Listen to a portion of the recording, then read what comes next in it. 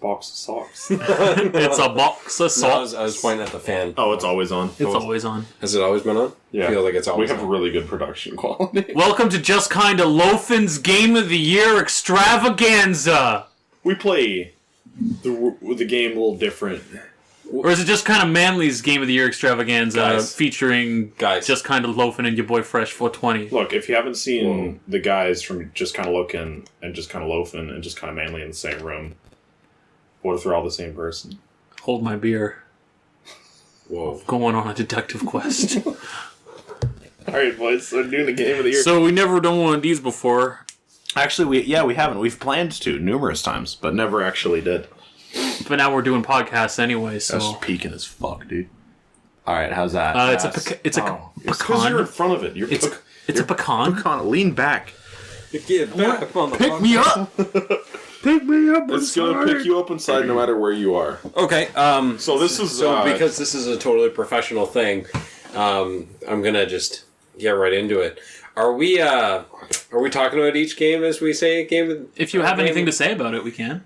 I'm going through this list pretty fast. Yeah. Ding, ding, ding, He's ding, gonna have ding, nothing to say. I played them. They were good. So that's the thing. So we're not... Joe and I were talking about the format a little bit, and of course let It's Miles been in a on long it. fucking week, and none of us have really talked that much. Yeah. So here's how it's going to work. We each have our own individual lists that we've made of up to 10 games. It didn't have to be 10, but I think we all found 10 games that we had for our list, right? Or did you, Joe? I think I did. I didn't count. Okay. So there might not be 10 on it. Up to 10 games that in a ranked order that we feel most strongly about.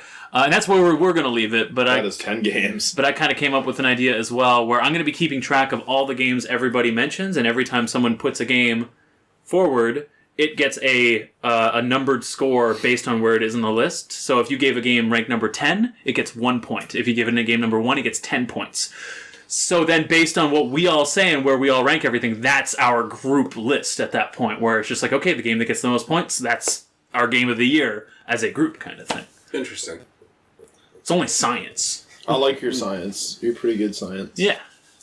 Yeah, I like that. That way there's like a overall game of the year or something based on the score we give games.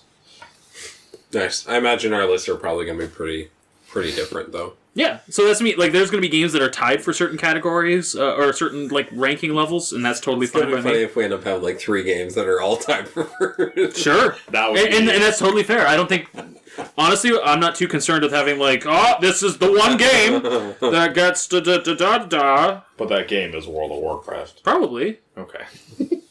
I That's your number one. yeah, sure. I ain't even mad. I played it. I don't even work here. Get off my asshole. Yeah, so this is a very tired podcast. Excuse me. Miles might not be as exhausted. Nope. Although you were out and about a bit today. Shopping. But It's always la la la la la. Boxing Day, yo. yeah, so I'm tired as fuck. Shop everywhere I went was just... On fire. You couldn't find parking Hundreds of anywhere. people. It was ridiculous. Yeah. Yeah, even though like 90% of the sales were all better on Black Friday, everybody's out and about. on Everybody, Black Friday. well, because you have to remember, everybody gets like gift cards and Fools. gifts. They have to return them and then trade. Right, like Boxing Day is a very banging day. So Fools. anyway, Fly. Crazy. Fly. all right. So do we go around 10, 9, 8, 7, 6, 5, 4, 3, 2, 1? Are we doing like just? Just ring around the rosy? Oh, we each nominate our number 10s. We each that works for me, Okay. actually. Yeah, so that one person's not just going on ham about their... and then we just add any Anything commentary you want we to say have about it? Like why you positioned at that point, why you enjoyed it enough to make it on the list. yeah. Okay. Well, Who wants to part I'll this leave. sturdy? I'll leave. 10th place? It was so to- just it was really hard to put this list together because I'm games sure you just loved this year. there really weren't, but I had a hell of a time making a list. but it was hard because there were so many games that I played, but I wasn't exactly sure how to rank them. Yeah. Some games on this list I wish I'd played more of. Yeah, same. Some games I wish I played less of. Same. To be honest, but anyway, okay. So my number 10 ended up being Dawn of War 3. Yeah. Ooh. I wish we'd played more. Same. We only played maybe like an hour and a half, 2 hours tops together. It is fun. I wish we'd been able to get higher resources working, and I think we would have played a lot of it. I just want to play with cheats and mods. Stop making your single player games not have cheats and mods. So because I don't want to play your game exactly the way you've dictated. I didn't even add that to my list at all. But now that you mention it, I had a lot of fun with that game. It was, I don't know. I like the. I had a hell of a time searching. Just to trail off for a sec, searching for the games that I did play this year. Yeah. No, I was gonna message you and be like, hey, what the fuck have we played this year? Because I forget. So what I'm gonna do next year is everything we play, just put like a sentence beside it and be like, this is one that we played this year in preparation for next year. Yeah. Well, now that we know we're doing it. Yeah. I imagine it's easier for other places because they are like, I reviewed this game. Yeah. And I liked it this much. But I don't have the memory to... I would put Dawn of War 3... the reason I put Dawn of War 3 10, again, because I didn't play as much, but I liked it more than I liked Inquisitor. Inquisitor is my number 11. Yeah. Okay. Yeah, Inquisitor ended up in my... Inquisitor might be on my next year's list. Yes. So that's the other rule to it. That's the other rule we too. didn't mention this. Dawn of War 3 is like a 3-year-old Yeah, game. so we are not concerned about games that actually came out this year. Our lists are what we played and enjoyed the most this year. Yeah. So that's why, yes, technically it is relevant to this year because an expansion came out for it, but World of Warcraft, even if it didn't, if that was the game that you played the most and enjoyed this year, it doesn't fucking matter if that's a game from 2004. That's your game of the year. Yeah. So that's how we're doing it. It's not just what came out this year. Yeah. There's going to be stuff that came out this year that totally falls on that spectrum. Yeah. But hey, just to be clear. That's how we're doing it. Yeah, that's all I have to say on Dawn of War 3. Am I next or you next? You go next. We're doing whatever this direction is clockwise. Blues Tower Defense 6. Oh, shit. I didn't know it came to Steam. Seriously? Oh, I didn't know that. Well, you have to post-production change your list because Bloons Tower Defense 6. It's my number 1, baby. I've played... I bought it like a week ago. I didn't realize it came out. I've put like 30 hours into that shit. Okay. It's fucking dope. So I'm still not sure if your love for that game is memes or not. I love Bloons. I can't figure it out. No. That game looks like absolute trash. It looks terrible. But it's number 4, and we played like 400 hours between the two of us, I think. Yeah. With how much this guy was talking about the game, I'm surprised it's actually only number 10 on your list. It was really good. This is the best iteration of Bloons. Have they added more towers? There are so many towers. Also, dude, there's so many. There's towers. There's hero characters. What? It's filled with microtransactions if you want to buy things. What? It's Overwatch? It's insane. Like, there's so much stuff in it. Quick interruption. Yeah. There's a book just called Garrow in the horror series. Yeah. I almost bought that Yeah, today. there is. Oh, that's exciting. It's 37, I think, so we got a long ass. That means he doesn't die and fly to the Eisenstein! Or it's a prequel about Oh, shit. how... Yup. Damn it! That's right. Did it again! Because time isn't linear. Yup. Sorry, back to Bloons. Bloons is my number 10. I fucking love that game. It's fantastic. You award it 1 point. I award it 1 point. Can I play it on my phone, do you think? I think it like this is a port of the phone version. The PC version runs like a fucking dream though. I've had no issues whatsoever. Everybody's it's sitting at like mostly positive reviews because everyone's like, it has performance issues. I'm like, what toaster are you running on? This game has performance issues. Unless my computer is just barely passing the OK test and it's actually super demanding. I don't know. But yeah, Bloons Tower Defense 6. Wait, is it those HD graphics? Dude, there's like character models for the monkeys now. Like It has like more than 11 colors. more than like. It has maybe more than 32 Wait, do you colors. think it has 12 colors? Oh, shit. 11.5 colors. It's got half a color. Alright, moving on. It invented colors. Yeah. So my turn. I award 1 point to League of Legends. That is my number 10 game of the year. That's fair. It's probably going to be on next year's list as well if we keep playing At this rate, yeah. It's so low on my list because it is a late edition. And We haven't had a ton of time to burn into it. And this is the worst time of year to play games. Yep. Because I think all of us are a little on edge. Yeah. Just completely burnt out and ready to murder myself. Yeah. I'm so happy I'm off for a week. Right. Oh, yes. So that would be nice. Oh, yes. Haven't had any time off. I award 1 point. 1 point to League of Bloons Legends. Tower Defense. I like League of Legends. 1 point to Dawn of War 3. That's a good game. 3. I dislike its tower mechanics compared to something like Heroes of the Storm, which is why it's a shame that Heroes of the Storm had to be blown up from orbit by Blizzard. Bungie. Thank you, Bungie, and Todd Howard, and Thank you, Todd Howard. Dave Cliff Mustaine. Blazinski. Rando Malinsky. Randall Blazinski. Maladou. That is his name from this point on. Rando Malinsky Maladou. Peter Stormare.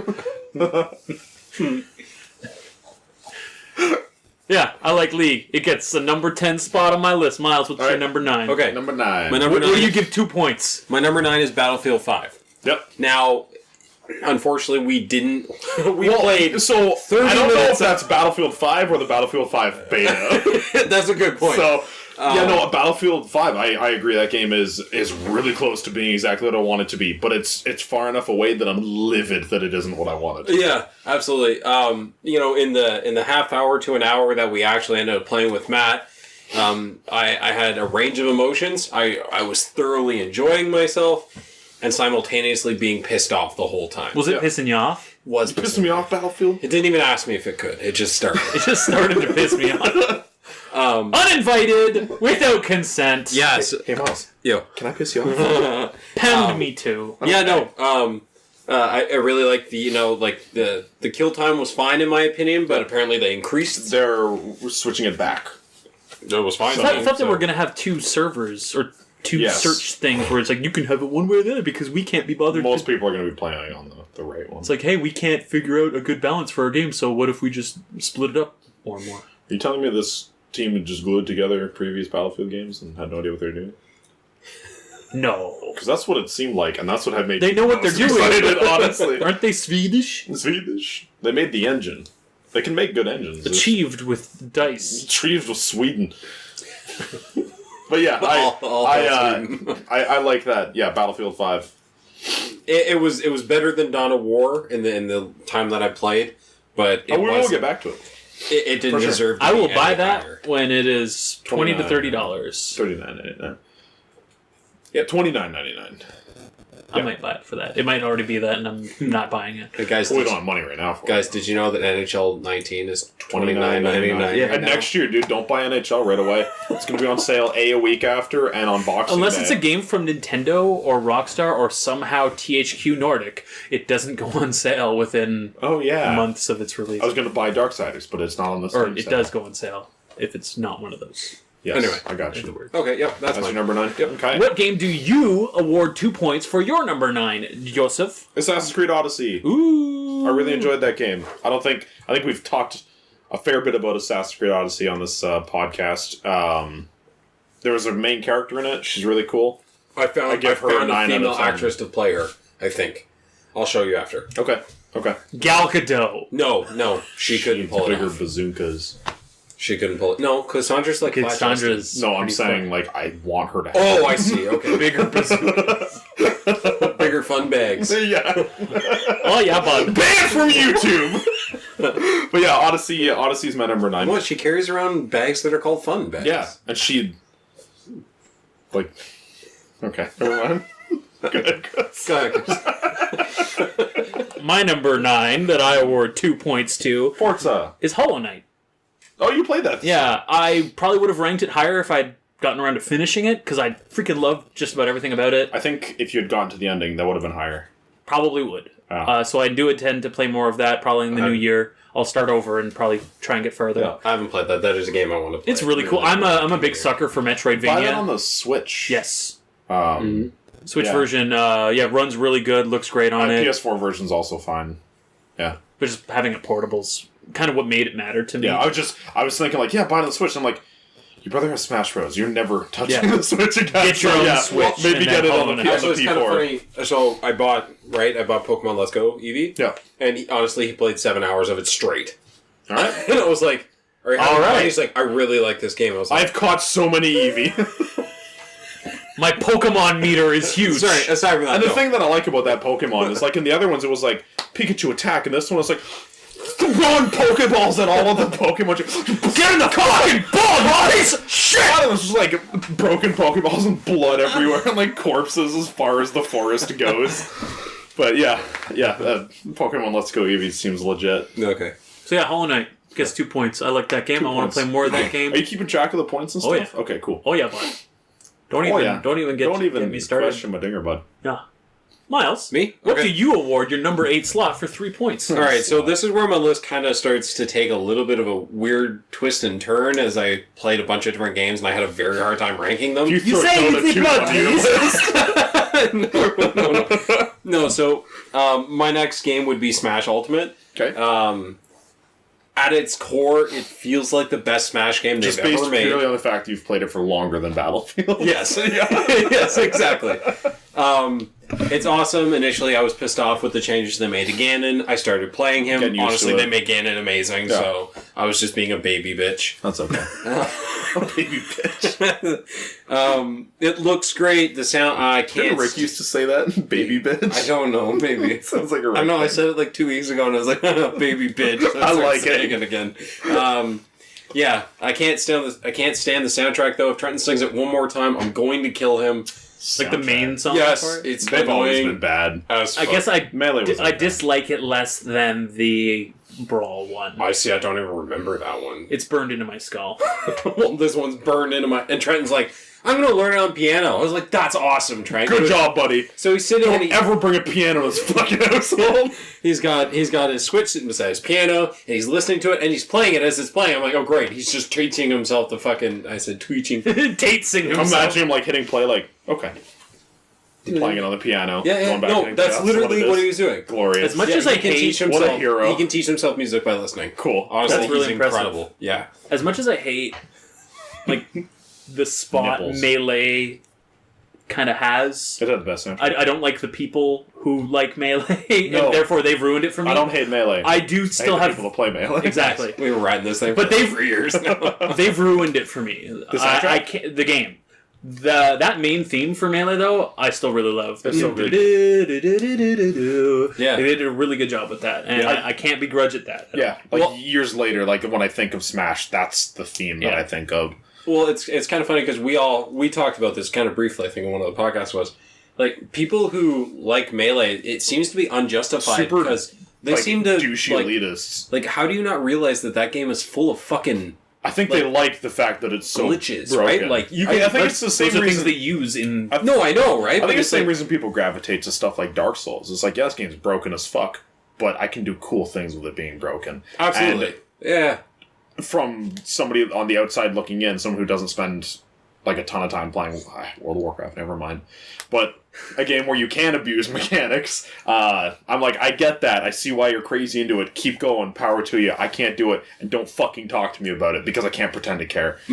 Well, it's like I told you I played like a ranked player in the Ottawa area, right? And he was Captain Falcon, and he never stopped moving. Yeah. Like it was crazy. He wave dashed his way over to me and like that, and I was like, "Oh hi, how are you? I just grabbed my controller now. Isn't that wonderful?" And then he killed me, and I was Video games, right? like, "Oh shit!" Anyway, so Am I yeah, holding this piece of shit upside down? Piece of shit, Honda. yeah. So Smash comes in at 8 because I love it. It's fun. Trenton's very good at it. Yeah. I now actually have somebody to fight all the time that is very good. See, if That's I awesome. if I was playing So- that game with someone or someone's, it might have ended up on my list at all. It actually didn't make my list. Period. Make my list, either. And well, go figure. The other reason I didn't put it on my list, Shut down. the other reason it didn't end up on my list at all is because I think they made a mistake with the AI in that game. It's Too strong. completely beatable, but it's not fun to play against. I don't have fun anymore playing the AI, even on the low levels. Do you Like find they you have to like abuse mechanics to beat them, or not really abuse mechanics, but Well, it's just he was saying last time that like fighting a level 7, I think it was you Yeah. said, like they go beast mode on you and like beat the shit out of you, and then all of a sudden they just stop. Yeah. And then just stand there. And that's You're what it seems like the difficulty in the game is. It's not necessarily how aggressive and mechanically complex. it's purely based on how? good Well, no. you What are. it seems to be is the lower the level you give them, the more often they'll turn on brain dead mode. But during the times when they're not on brain dead mode, they're on God mode. So it's like a level 3. It's like, okay, once every 30 seconds for 2 seconds it'll gonna be a beat the God. shit out of You know you. what I mean? Yeah. Whereas a level 9 would be like, okay, no, it's once every 30 seconds, it's going to be dumb for 2 seconds. That'll explain where you guys are seeing like variances and AI Yeah. difficulty and stuff. That's my opinion of it. I don't know. you're not Something wrong. is wrong with the AI in that game, though. It's not right. Smash for the Wii U, like the AI was fine. They were like aggressive at appropriate Man, I times. had awesome AI I played a lot of the. Yeah. I mean, I think we played enough Melee. Like, I could fight 3 level 9s at the same time. Yeah. Now, so that means I don't think they were as good as they are now. Yeah. No. But Like, they are... But they were still... It was a good fight. So the AI is technically better. Like, it is more capable of winning. yes. But I think the way they got there was not the right way. The AI, whenever it's at 9 or what I believe higher in some of those final challenger approaches matches I had to do, it's reading your inputs and reacting to them at a speed faster than a human could possibly do, in my opinion. Sounds fucking like a Nintendo lazy programming. Yeah. Anyway, Yep, moving on. Joe, what is your... What are we on? Number 8. Your number 8 game for 3 points. God of War. God of War! I like that game. I have nothing else to say about it. It was a good game. Great soundtrack, good combat, shit frame rate. Game looked artistically amazing. Graphics is not as good. Like, the character models are fantastic. Character models are incredible. The fact that pretty much the entire game was in one shot. Yeah, they only cheat with the teleport system, the whole fast travel thing. Yeah, a lot of the game, like artistically, this is one of the best games I've ever played. They really capture the whole Norse mythology world. I really liked the combat. But kind of like in their own way, though. Yeah. That's not how I pictured Norse mythology. I don't know what I pictured Norse mythology as. Because a lot of times when I'm picturing like that. Norse mythology, it's like, here's like the realm of the gods. And this is like, no, this is a realm that men can live in as well. But one of the things that annoyed me the most about the game was 1 second I'm like fisting a troll to death, and the next second it's like, how did this dude my size with a fucking broken metal sword hit me? I'm Kratos. Like, some of the character. The combat mechanics, weren't. Yeah, it didn't like feel like the good, combat made you super god beast guy, and not like God of War 3. Unless you play on easy mode. Which I ended up turning it to easy mode, which is where I would just shit stomping. So I did enjoy that existed. game on the normal setting, but it is really challenging at parts, for sure. To be Kratos. And there is like a weird... I think that's what you would actually call... I know it gets misused a lot by quote-unquote journalists, but I think this would be a literal case of ludonarrative dissonance, where Kratos is a god. Yeah. But Skelly Boy from the Skelly Zone is a Skelly man.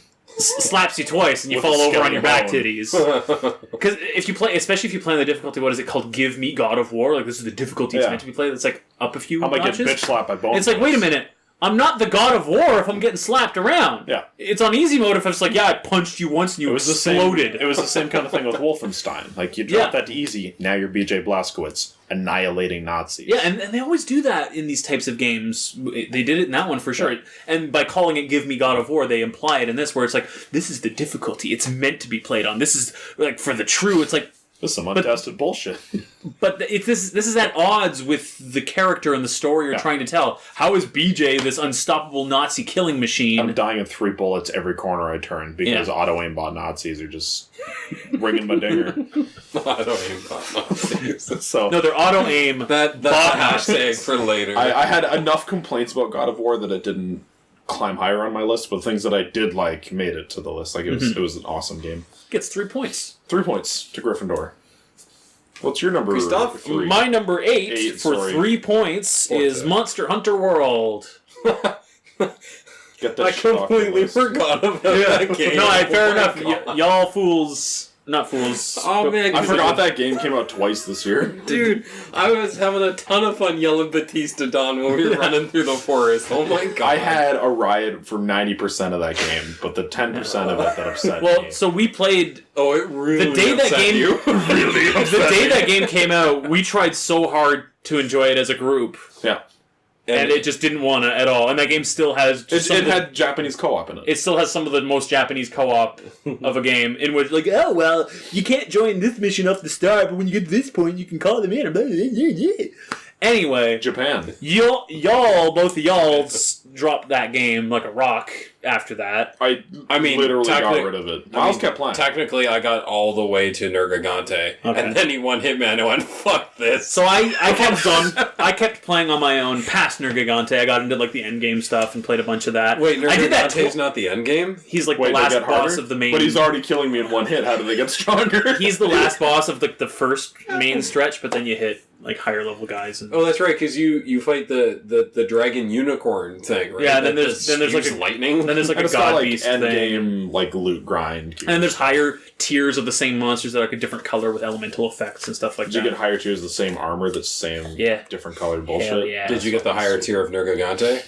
No, and so I didn't. So I Tell didn't me get. he doesn't get any stronger. He does, but I didn't How get come super something far. one hit you and Refunding. gets stronger? I didn't get super far into the end game myself, but I got decently far, and I did that twice. I did that on the PS4. I did that on the PS4, and then I redid it all on the Xbox. And now you're going to redo it on the PC with me. At some point, yeah. I'm going to be miserable, but we're going to have a good time. Oh, But- just for the record, I'm down to play again if I can play And it. he's going gonna to have fun.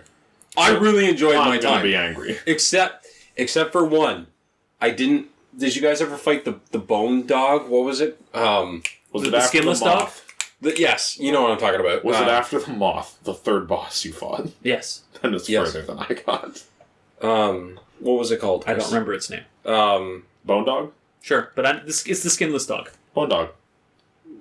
Odegaron. That's what it's Odegaron. called. Odegaron. Yeah, bone dog. That thing was annoying. Yeah. I remember. I haven't Jump, seen jump, it. slash. After you said into the blade, Odegaron, and that I clicked was for me like, because I always read it as Odo Dragon. Is it? No, it's Odegaron. Okay, I was like, You're reading am I it right. reading it wrong? No, but I remember Also, the thing where misreading you, it. like, you read the first letter and then fill in the rest. Well, you have that problem. It's Odegaron. Yeah. Well, I read words. I can't read things in the right order. You'd be amazed that I actually made it through some of these books. Yeah. They use some words in those, and I'm like, This is a big word, I don't know. I'm fucking like if the character's name is longer than Loken, I can't remember it. But yeah, I like Monster Hunter a lot. 4 out of 10. Probably be higher on my list. But I probably played it as much or more than any game this year, actually.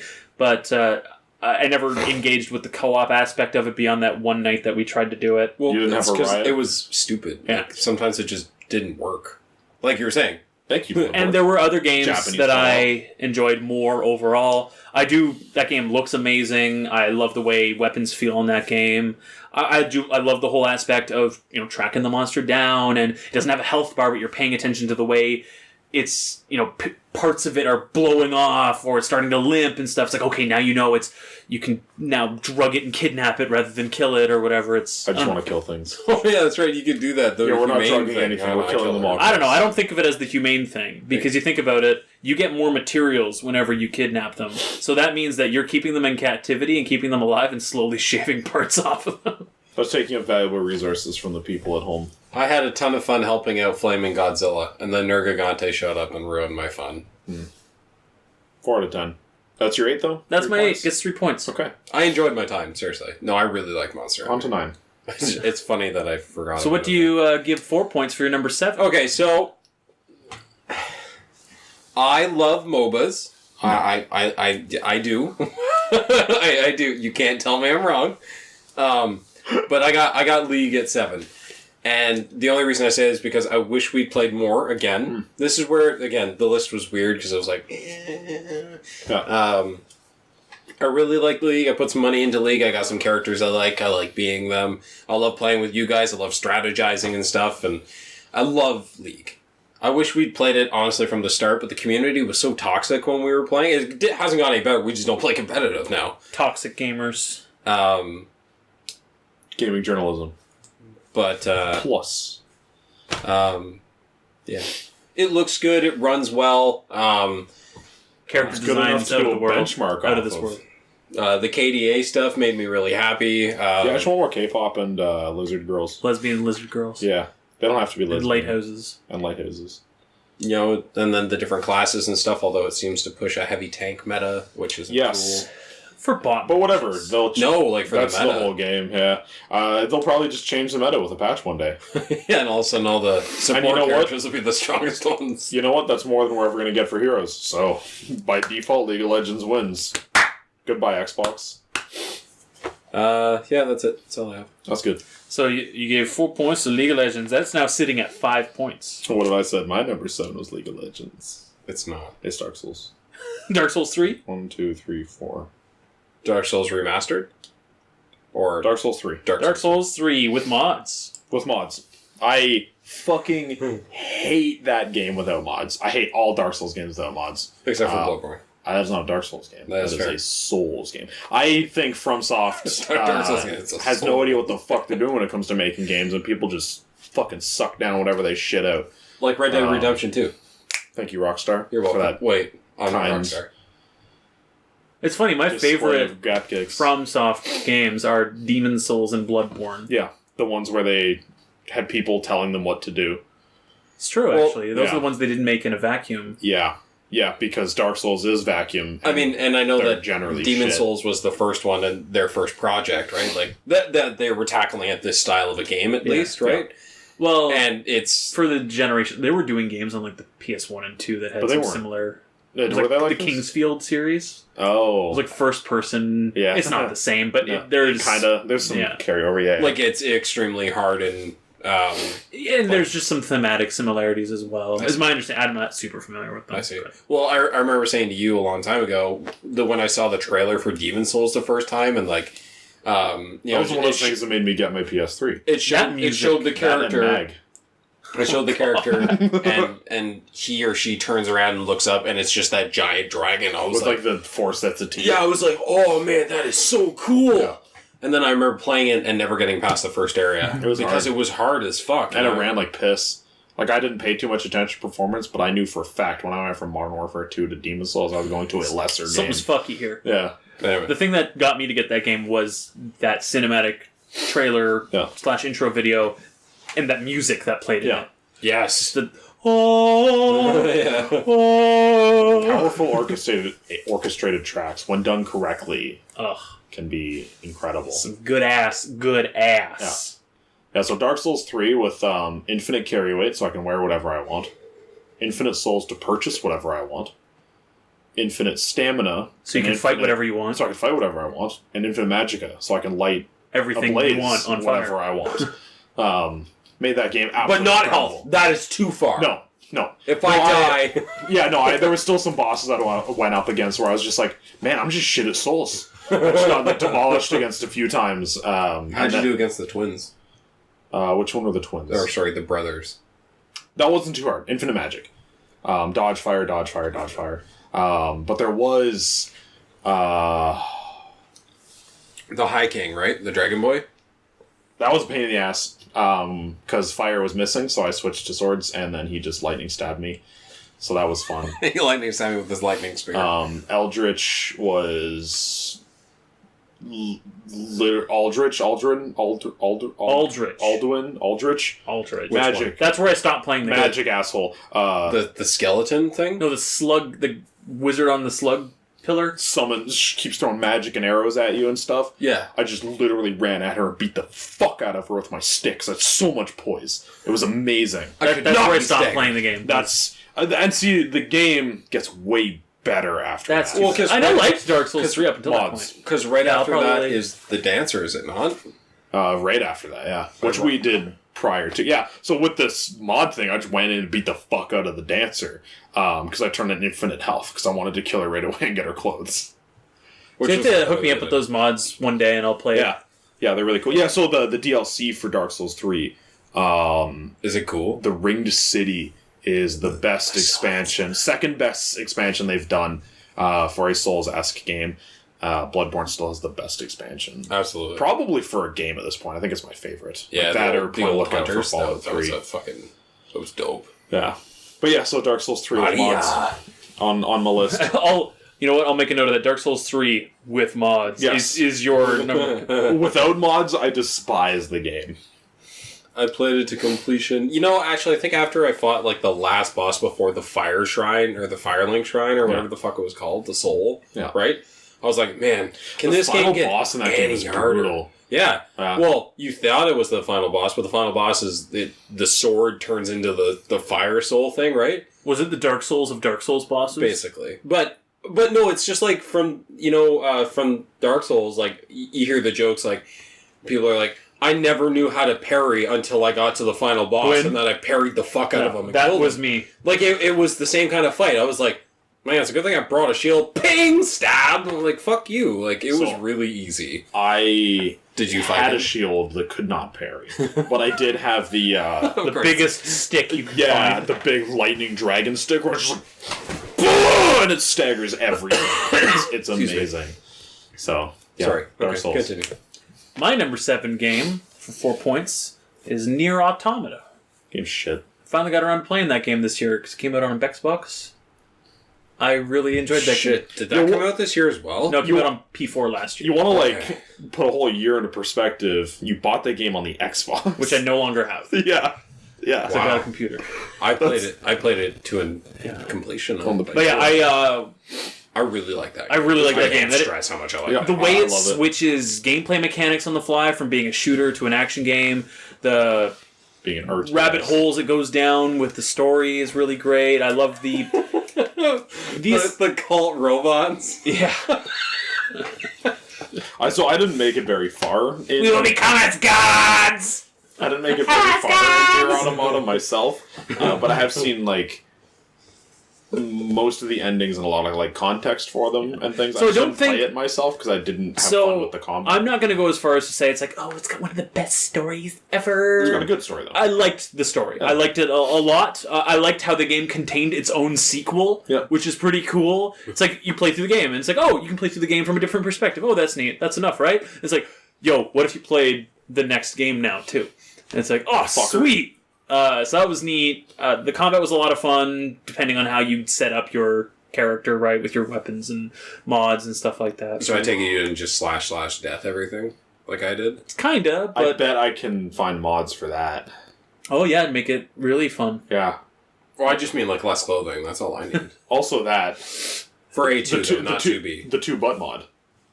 Yeah, not for 2B, though. Just A2. Why not? They're literally the same character mod. No? But, yeah. No, I don't accept that! It's kind of the whole thing. They even know. Yeah. But that game's yeah. great. I hope that mad lad who directed that gets infinite money to make whatever he wants. I hope he can fuck himself and die in a fire because the PC version still hasn't gotten There's that patch. too. They're about to release a... Just give up and play it on PlayStation. No. It's even less on PlayStation. They're about to release a definitive quote-unquote complete edition, and I bet you anything that's still not going to include any... Same bugs. Yeah. So, yeah, the Xbox version of that game ran well for me. Not as bad as Bethesda. The Xbox version of that Nothing game is ran well as for me. bad as Bethesda. It was close to 60, right? It was pretty close to 60 most of the time. I even like the art style in that game, Yep. even though it's mostly just drab. Dirty, and, grungy shit 3D models. Yeah. But it worked really well. Yeah. I don't know, something about it worked. The way it had the bleached reds, it mixed in a lot of the environment. Yeah. Yeah, no, the aesthetic for that game is... Weird. Yeah. Mostly desert and gray bombed out buildings and stuff. It's cool stuff. Yeah. It's cool stuff. I like that game. Yeah, the game should have run infinitely better. Number 7, 4 points. Miles, what do you give to your number 6 spot? 69. For 5 points. Okay, so this is... this is still in my... Wait, how is 6 and 5? Shouldn't 6. be 5? What? Am I doing 6 should be wrong? 4 10 was points. 1. 1, 2, 3, 4. 9 was 2. 3, 5. 8 was... 5. Because 1 is 10, not 0. 7 is 4. Yeah. Yeah. 6 is 5. Yeah, no, we're on the right track. Okay. 6 is 4. 6 is 5. 6 is 5. No, that doesn't make sense still. 5. 6 6 is 5. Because 5 is 6. As long as 1 is 10. Yeah, 1 is 10. Continue, Miles. yeah, so I put Warframe. Why? Because we played a ton of it. That's fair. It was I was wavering on it being my favorite game. Yep. I have since retracted that statement. It was fun. It's a twitch shooter by all accounts. Yep. But it is fun being a space ninja running through and slaughtering masses. That is a ton of fun. Getting new weapons and stuff to try them out and stuff. That was good. Trying the different warframes themselves and doing special abilities and shit like that. It was good. It was good. That's it. Not much. There's not much to say about Warframe aside from the fact that it's just. I look really forward good. to playing a lot more of that game. I just bought Frost recently, and I played another about 4 hours on my own. Frost, Ember. I don't know yet. You were on Lightning Boy because we were going to do the huge AoE thing. I can't remember which one you chose though. Yeah. Or we're going to choose. I have. And then we got our melee ones as well. I got Blood, you got Claws, and you had Dual axes now. dual axes. I don't think he has a character, but he has weapons. I have Frost. That's our AoE characters, for like huge clears. He has like the big freeze everything. That's exactly what I just said. What are you talking about? We'll then? talk about it later. It's okay. Okay. What? Don't worry about it. Yeah, no, that's all I have to say about it. No. All right. Didn't end up on my list. Play the game. It's a cool game. Just be careful though. The second you put money into it, you can't play as a ninja anymore. So put tons of money in Turns it. into Neo Samurais. My number 6. For 5 points. My number 6 for 5 points is Sunset Overdrive on PC. Specifically not the Xbox version. Because that is literally half the game. I just picked that up recently myself. It's real good. Yeah, it's weird. You already liked it. Yes, I already liked it on Xbox. It's more. Because it's a mix of Dead Rising, Tony Hawk, and Ratchet and Clank. Yes. And Ratchet and Clank. Also Ratchet and Clank. Potentially. Really weird how the Tony PC version Hawk, defaults Tony to Hawk. 30 FPS as a cap. Did it really? Yeah, at least for me it did. I was like, what the fuck, this game? Is it just the cutscenes? No. Oh yeah, my menu was 30. Yeah, I had to change it. Watching you play it makes me want to play it. I'll wait till real good. when it goes on sale. Buy for 10 It was on bucks. sale. It is on sale a little bit right now, but Wait Is for it it to be 10 half, bucks? half price. it's like $20. I'll wait for It's already 20 bucks. It's like, no, it was like $23 now. It's like You're 20. $23. What did I pay for it? 23 or whatever. What? What? No. Okay, we'll move it lower on my list. Lemove Too it. expensive. Lemove it. Lemover. No, game's good. You can make really cool characters. Good clothing. She has good features. Good features. The dialogue is fantastic. The guns are cool. I can play with the mouse and keyboard now. Yeah, because that game So I can launched actually kind of play it. fucky. Yeah, it launched without mouse support, but it did launch with keyboard support. And then they patched in mouse support. And that's it. That's all. It technically functioned with a mouse, but it didn't. It didn't have mouse support, though. It was emulating a joystick with a mouse. Oh. Analog input. Gross. Good stuff. Yeah, that game's cool. I might move it lower in my list after this. Go ahead, Chris. My number 6 for 5 points is Tetris Effect. Game's stupid. Probably. Probably. Yeah. That game... Why is this better than the other Wait, Tetrises Chris, you played did this you year? end up mastering the... No. Aw, No. Chris, come on. Now that you said that, he's moving it lower on the list. Shit. No, honestly, I think if I want to continue to enjoy that game, I need to give up on that, actually. Just give up on the high score thing. Like, just play it the way I like to play Tetris, because I can play that fast, and it's fun. And Why would you play like a loser, though?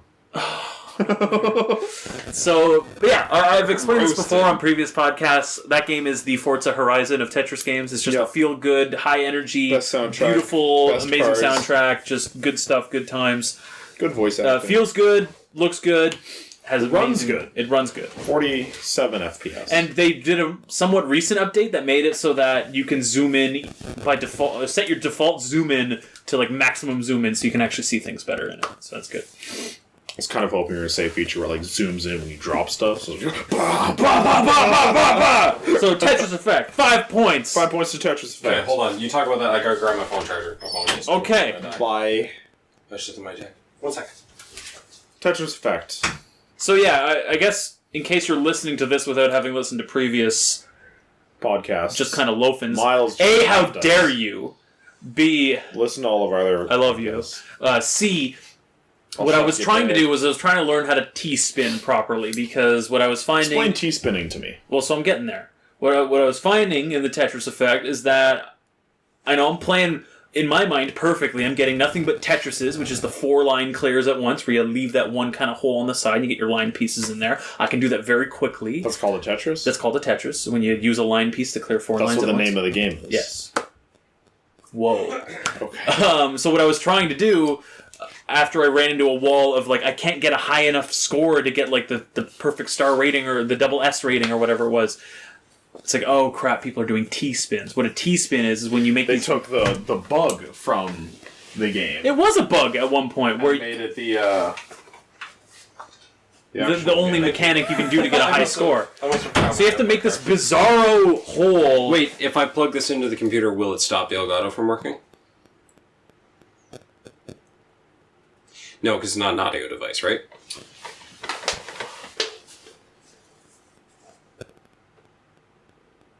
Anyway, T-spins suck. They can eat my dick. T-spins are for shows. I don't like doing them.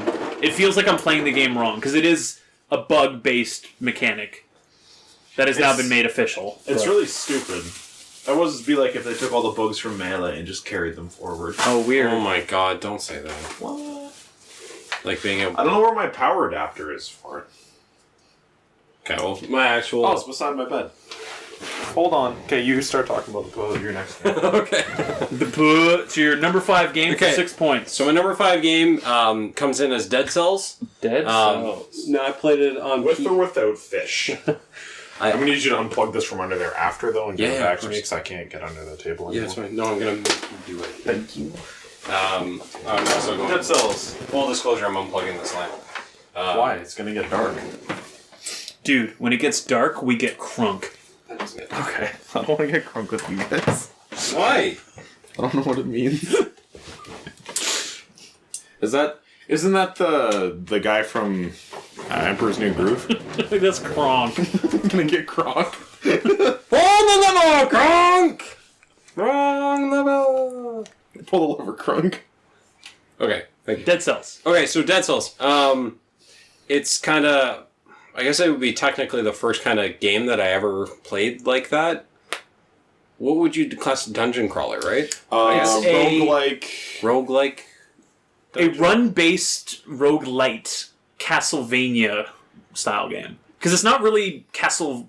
It's not Metroidvania. No, it's Castlevania. Yeah. Because it's more linear. Yes, there are branching paths, but it's... Even when you branch, you're still going in a straight line. You're not looping back around in any way. Yeah. Yeah, that's more like the original Castlevania games, is how I would compare it gameplay-wise. I would agree with that. With, like, Mortal Kombat style fighting. Yeah, so it was fun. Because whenever you get the ice beam, he does, like, the dual, like... Dragon Ball Z. I had an absolute blast playing it until I got to the final boss, and he just, like... Did you ever get to the final boss? Do you know what the final boss looks like? No. Or there might even be a boss after that, actually. But it was this giant dude with a shield, and he would step forward and he would push you back. And when he pushed you back, he would push you into the wall. And then when you hit the wall, you'd get hurt. And then that was dumb and annoying. I got knocked from the wall into an ice spike on the ground because there were two of them, one on each side at the same spot, kind of distance from the wall. Yeah. And I was like, oh, I see how this plays. And the setup that I had going into it was awesome. I did a lot of damage really fast. I had a Molotov fire build kind of thing going.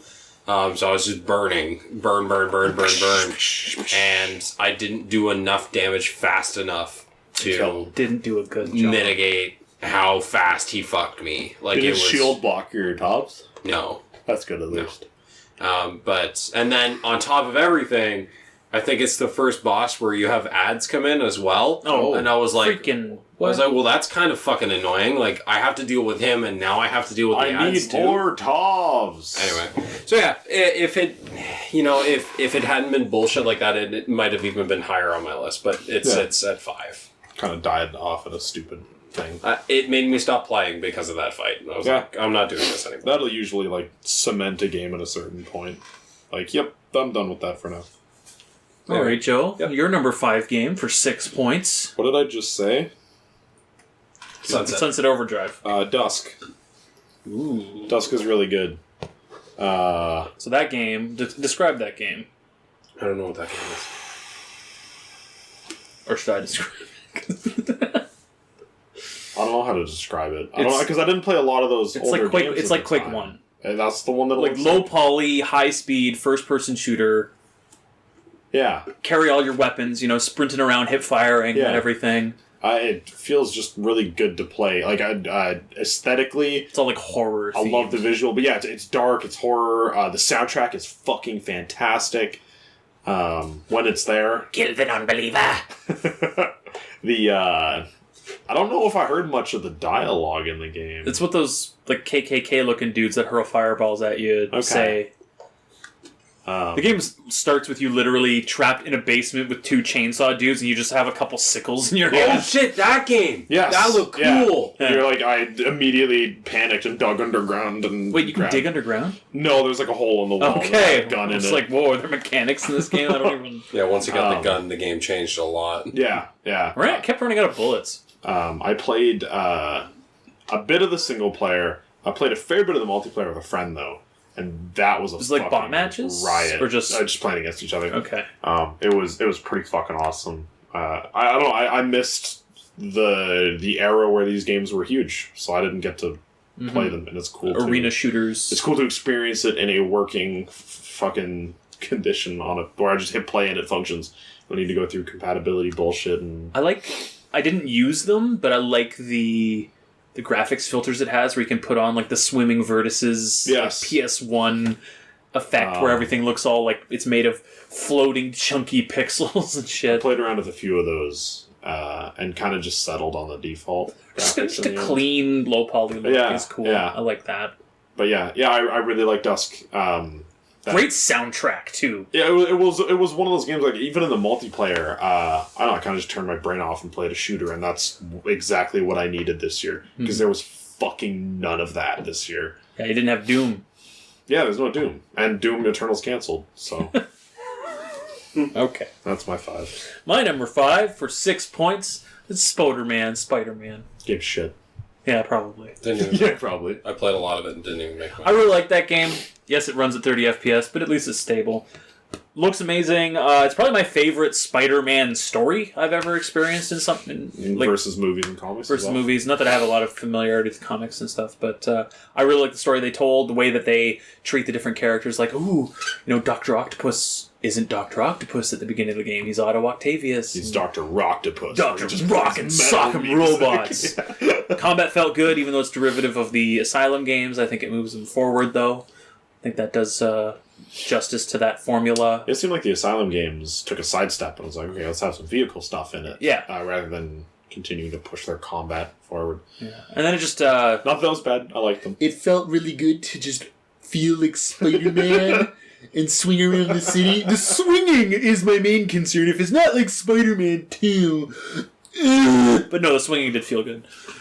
I'd see from everything that I saw, the game looked great. People that harp on swinging mechanics in Spider-Man games and comparing it only ever to Spider-Man Are the 2 same people. are the Smash Melee fans of Spider-Man Spider-Man. fans. Yeah.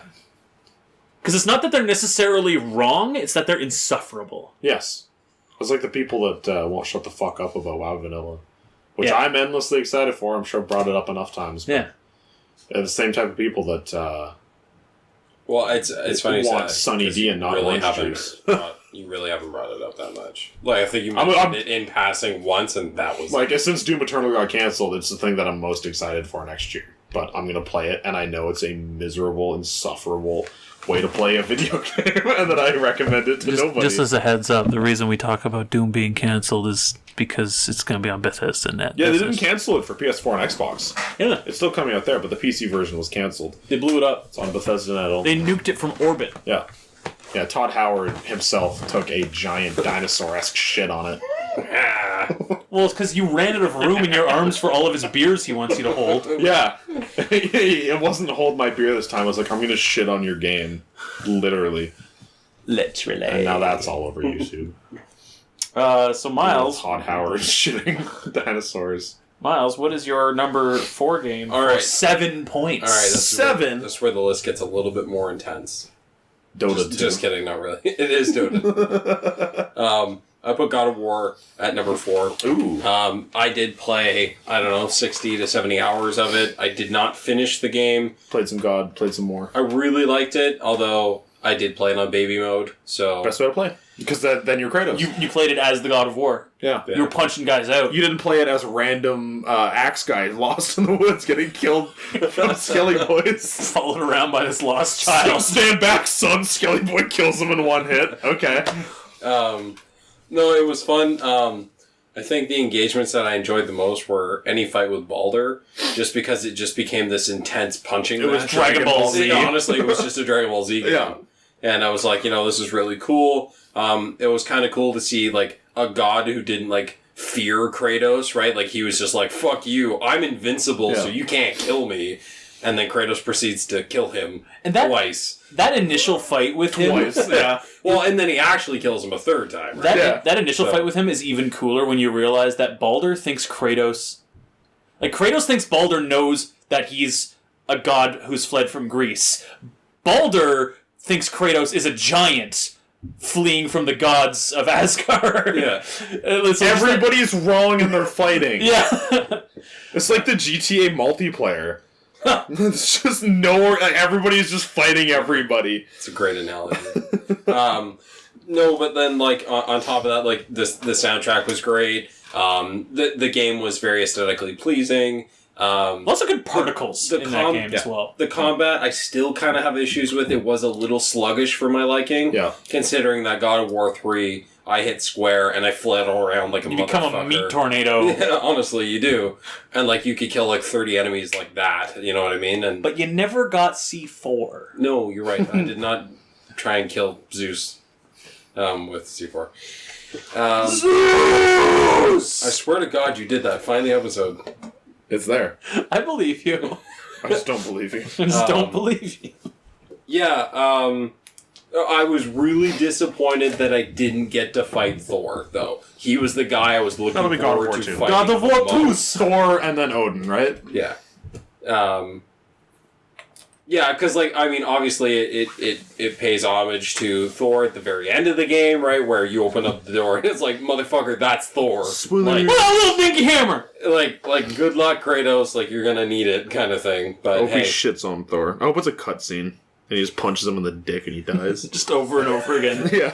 An interactive cutscene where you have to mash R1 to punch his dick over and over. And it says R1, dick punch. R1 to punch dick. No, it was kind of cool, though, how they kind of did some, like, inside the storytelling with, like, his wife that died was mapping out all of Kratos' life. Yeah. Like, from the very start. Even, and you're like, oh, shit. So the whole game, it does the same thing almost any game does, where it has, like, the Uncharted seagull shit, like, here's where your hands go to climb along this ledge sort of thing. But in the context of the game, it makes sense. It's that gold paint that the mother used to mark those trees to make... It was her guideposting you through the whole game because she had the power of foresight or what have you. Wonder how they're going to do in the next game. Seagull shit. Well, I mean, the next game is probably, PS5 launch title. I mean, who's to say that she didn't see that far ahead either, right? Oh, shit. Yeah, no, it's based on what kind of the Muriel was saying anyway. It's freaking Ragnarok. Like, yeah, like, it kind of looks like Kratos is dead, so... Good. But I don't know, and I mean, who knows? I hope they make you play through the whole game as Thor... And then you kill Kratos in the end. I'd be okay with that. By shitting down his throat. Yeah. Wait, isn't Odin's the god of war for their mythology, isn't it? No, it's Tyr. Oh, okay. Play as Tyr then. Yeah. There's some. That's what you think. So no, he is. You're in his tomb. No, he is. Dead. Well, so there's a lot. It's only his tomb. They could have built it before he died. There are a lot of fan theories that because of the nature of time in this world, he's still alive. Well, no, the theories are that Kratos is Tyr. Oh, okay. Because he's the god of war. Oh shit. Okay, is Odin the god of war? Well, because they have established that time is... What is Odin the god of? The god of gods. The All-Father. He's the All-Father. That's his title, is the All-Father. That's stupid. So time is fucky in this world, too, because Jormungandr, like the world's serpent, is from the future. Like, he came from, like, the final clash. He's already awake. Yeah, the whole thing is that he gets hit so hard by Thor, he gets sent back in fucking time. God, how many times I've had that happen to me. Crushed by Mjolnir. Yeah. Back in time again. Oh shit, here I am again.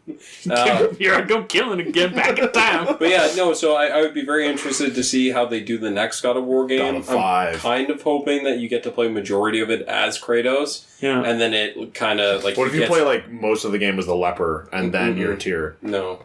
If they age up Atreus some more, I would have no problem playing as Loki. him. Call him Loki. Okay. He's not Loki. He is Loki, though. He is. He tells him his name. He's fucking Loki. No, it's not Loki. You're stupid. He's not Loki. Atreus! Well, that was like... Atreus! By the time... Was it a third of the way into the game? it kind of just paints out that he's Loki anyways. Yeah. Well, you were seeing it, and I was like, nah. Like, they ain't gonna do that. Yeah, I know there were one or two things, and you said it to me ahead of time. You were like, okay, watch for some things. It's kind of like it's like, oh yeah, he can talk to animals, and he summons the shit. And I was like, oh shit, and then like what was it? He can teleport, I think, and I was like, wow, that's kind of like what it all was. Or it's like phase shifting, right? Like it's like he's there but he's not, and then all of a sudden he's behind the person. And I was like, man, I think that's just video games. Maybe, but I mean, like Loki historically can do that as well. So yeah. I don't know. It kind of was leading, and then it said Loki, and I was like, yeah, okay, it makes sense. I mean, I saw that coming. But, I'll accept that. Anyway, yeah. So. God of War. That's Yeah, you gave that game how many? 7 points. Too many points. Joe, what is your number 4 game for 7 points? Into yourself, Tower boy. Defense again. You can't do that. Endless Space 1. Endless Space 1. That was the like the strategy game I probably 4X played game. the most of this year. I really like sci-fi stuff, and Endless Space, in the context of the Endless Space series now, feels like a really budget Endless Space game. Because Endless Space 2 is out now. Yeah, Have you played any of that? Not yet, no, but some of the stuff I've seen, that game looks way fucking better, so that'll probably be on my list next year. Well, that game... So I own Endless Space 1, never played it. Will that game scratch any kind of similar itches that the Warhammer stuff seems to? No, do you think? absolutely not. Okay. Thank you. It's not really charging. I don't know why, but thank you. It got to 7%. We're good to go. Okay. Yeah, no, I don't think so. Okay. You don't know how to describe Endless Space. It's more space politics, right? Yeah. Which is the best part. It's nothing but dialogue and resource management. Like it did. There's no combat, really? Not some, but... It's there, but I guess the same as like Civilization. Yeah. You click on a guy, click on the other guy, one of them might blow up. Yeah. It's stats and numbers, and that filled that role for me this year. That was my stats and numbers game, because Diablo's dead. Long live Diablo. Alright. My number 4 game, for 7 points, Endless Space 1? is Yakuza 0. Because I finally got around to playing that game to completion this year. That is probably my second favorite story in a game I played this year. Just amazing places that plot goes. I don't know. It had me in... Even places the plot doesn't. So you told me I was going to cry when I read Galaxy in Flames, Warhammer. Huh. I didn't. I was sad, but I didn't cry. What the fuck? I fucking legit cried at moments in Yakuza 0. I'm not going to fucking lie. They do such a good job of creating... like, holy shit characters, and then doing stuff with them. Yeah. We're talking about Yakuza, right? Yeah. Okay. Yeah. No, sorry. Yes. That game, honestly, even if you never go on to play following Yakuza games... Standalone. That game is a standalone, amazing experience. Even just, like, the life management stuff in that game, and the combat, but mostly the characters and story. That game is simultaneously one of the most deadpan, serious... betrayal and backstabbing and politicking dramas out there. And also just one of the goofiest fucking games, too. Where it's just like, oh man, I need to sneak past all these ladies to buy this child a porn magazine because I promised him he would. Like, just shit like that. Why not? Because why not? Well, because you agreed to get him the magazine before realizing what it was, and now the kid's like, oh, I knew it, all adults are liars! And you can't be a liar. Yeah. So you gotta do right by the child. Anyway, Yakuza 0, that game is lit. 10. I like the other games, too, that I've played in that series so far. So far, not as much as 0, though. 0 is a massively high watermark. Isn't 0 their latest story? Technically, it's their newest... Well, no, 6, I guess, is, but I haven't played that yet. Right. Because I'm working my way up. Although 6 has that... it's already committed to 1 to 5 happening for its story, so it has to follow a direction. I mean, 0 had to set up 1. That would be more restrictive, actually. Although they are retelling 1, they've added characters and stuff. Yeah. So, yeah, I'm curious to see where it goes. Yeah, so I also played Kiwami this year, the remake of 1, and I did enjoy it. Especially, not on PC yet. Not on PC yet. I especially enjoyed the whole Majima is everywhere mechanic where he just pops up and screams your name and is all goofy and stuff. But Yakuza 0, especially seeing that descent for that character, because Majima is not a crazy person in Yakuza 0 he's like a super at all. badass. And even just the way that he comes to that conclusion, because it isn't like some some one thing happens and it breaks him, and it's not even like a series of things happens and it breaks him. It's a series of things happen, and he decides nothing matters anymore. It wasn't like this trauma broke me. It's like might be the most relatable character. yeah, it's in a like, video game. huh? No matter what I do, nothing changes, huh? I'm just gonna live my life like an insane person then. Fuck it. Yeah, it was Do it live. Yeah, that was what it was. Fuck it, do it live is what he did, and I respect that almost more than anything else. Yeah. So yeah, I fucking love Yakuza 0. That Cool, game, relatable, funny, awesome characters in a wacky, wavy, inflatable arm world. that game is. I've said this to you before, Joe. That because I've wondered out loud before. Man, like, why are fighting games so? Why haven't they moved forward in any way in terms of like their single player adventure content? You look at what Mortal Kombat's doing, and it's just like, here's a cutscene, here's a fight, here's a cutscene, here's a fight, here's a cutscene, here's a fight. Why haven't they evolved that at all? And it's like, wait a minute, they did. The Yakuza series is that. Yeah. It's a fighting game, really. Like, it's a 3D brawler, but with just all these other story and life mechanics layered on top of it. It's kind of Mini perfect. games and things and stuff. Yeah. I mean, if you're in for it, like that game is slow for sure as well. Like Yeah. And that's the reason I haven't quite committed to it yet. you have to be in it for the story because Yeah. if you're just skipping story and just going from I don't want to skip story, and I don't want to be feel the need to listen to music while playing and stuff like that because I get so bored of games so Yeah. fast. So so you do have to set some time aside for sure, and it's a lot of reading involved as well because that game's only in Japanese. I honestly wouldn't have it any other way though. Yeah, that's they do an fine. amazing The job. Japanese it's like when I voice sit down. actors And, was fine. Yeah. it's like when I sit down to watch like an anime or something. Like I'm committing to it being in Japanese. But well, so in a lot of cases, I am fine with and or I prefer anime to be in English. Yeah. But Yakuza, the way they do it, like Sometimes A, there's no choice, or B, it's just really well done in I Japanese. don't know. I find a lot of anime, like the voice actors, all just fucking sound the same. And bad. Yeah, and bad. The Yakuza acting cast are all distinct and really effing good. So Yeah. they hats off to them. Ikimashu. Ikimashu! That's Yakuza too. We'll Anyway, I could talk about that game forever, but I really liked it. And that have a game, Yakuza podcast once we all get through 0. there you go. Miles, Yes. what do you give to your number 3 slot? For Okay. 8 Okay. friggin' points. Okay, so my number 2 is locked and was locked basically from the start. Wait, you're 3 or 2? My 2. But you're talking about your No, but it's important to say this. My 3 wavered between 2 games, and I eventually ended up with 1 as 1. Because I kept going like... Got it. Okay. I'm picking and up then what you put down. And then went... and then, yeah. So my number 3 is NHL 19. Okay. I've talked about this game... Played a lot of it. Tons, yep.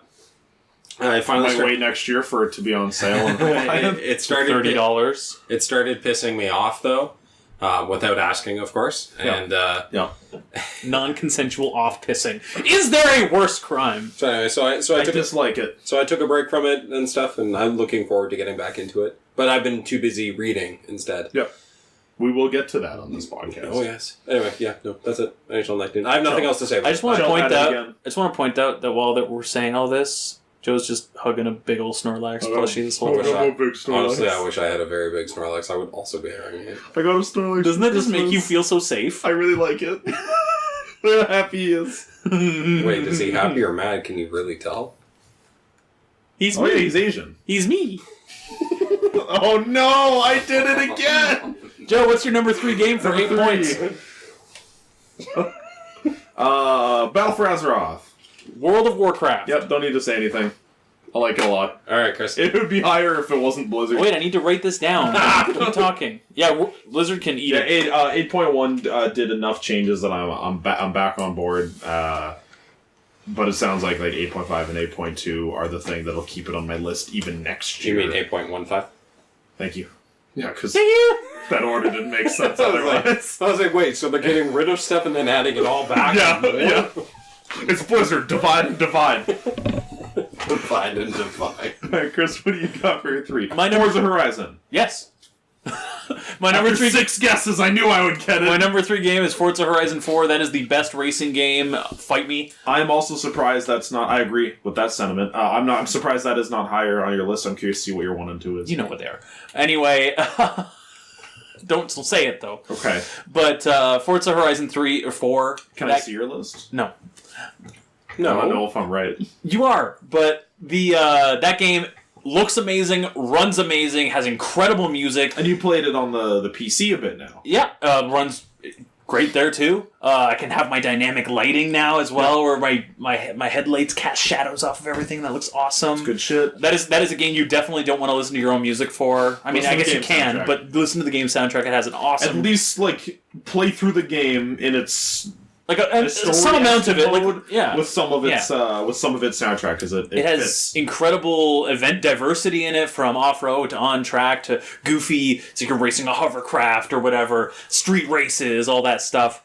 It has all these different car disciplines in it, and the handling of the game, I leave it on pretty much default, because it blends the difference so well between arcade and simulation for me, where the cars have weight to them and feel like they are realistic-ish enough, but I'm in control. Like, I can make my turns, especially because I can rewind. I'm a god of space and time.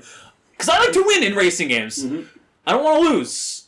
Like, yeah, if it's a multiplayer game, I get it. Like, I'm not going to be fastest, I'm going to lose. But, like, if it's me, I don't want to blow a turn, 3 laps in, and yo, guy pace me, you lose. So I can rewind, I can win. I love that game so much. If you are even slightly interested in going fast, that is a must-have game. Oh my god. I don't even care about cars. I might buy it. Like, I couldn't name you most brands. I don't care about cars. Probably still too expensive. I buy the car in the game, I drive it to the shop, and I just be like, you make it plus rank, whatever. You can get nitty-gritty. Plus. You can go nitty-gritty with all the customization in that game. You can adjust individual tire pressures and shit like that. Or...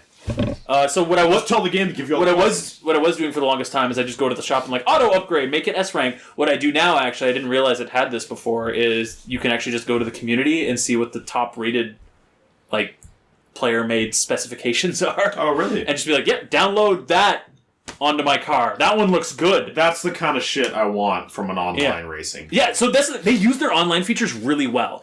If you are, I see you driving around in my world. Yeah. When I know you're not online. So it does one of two things. You can play kind of offline by yourself, completely offline if you want, or if you're still connected but playing in your own offline session, it will pull other racers' driver data and make AI guys based on that.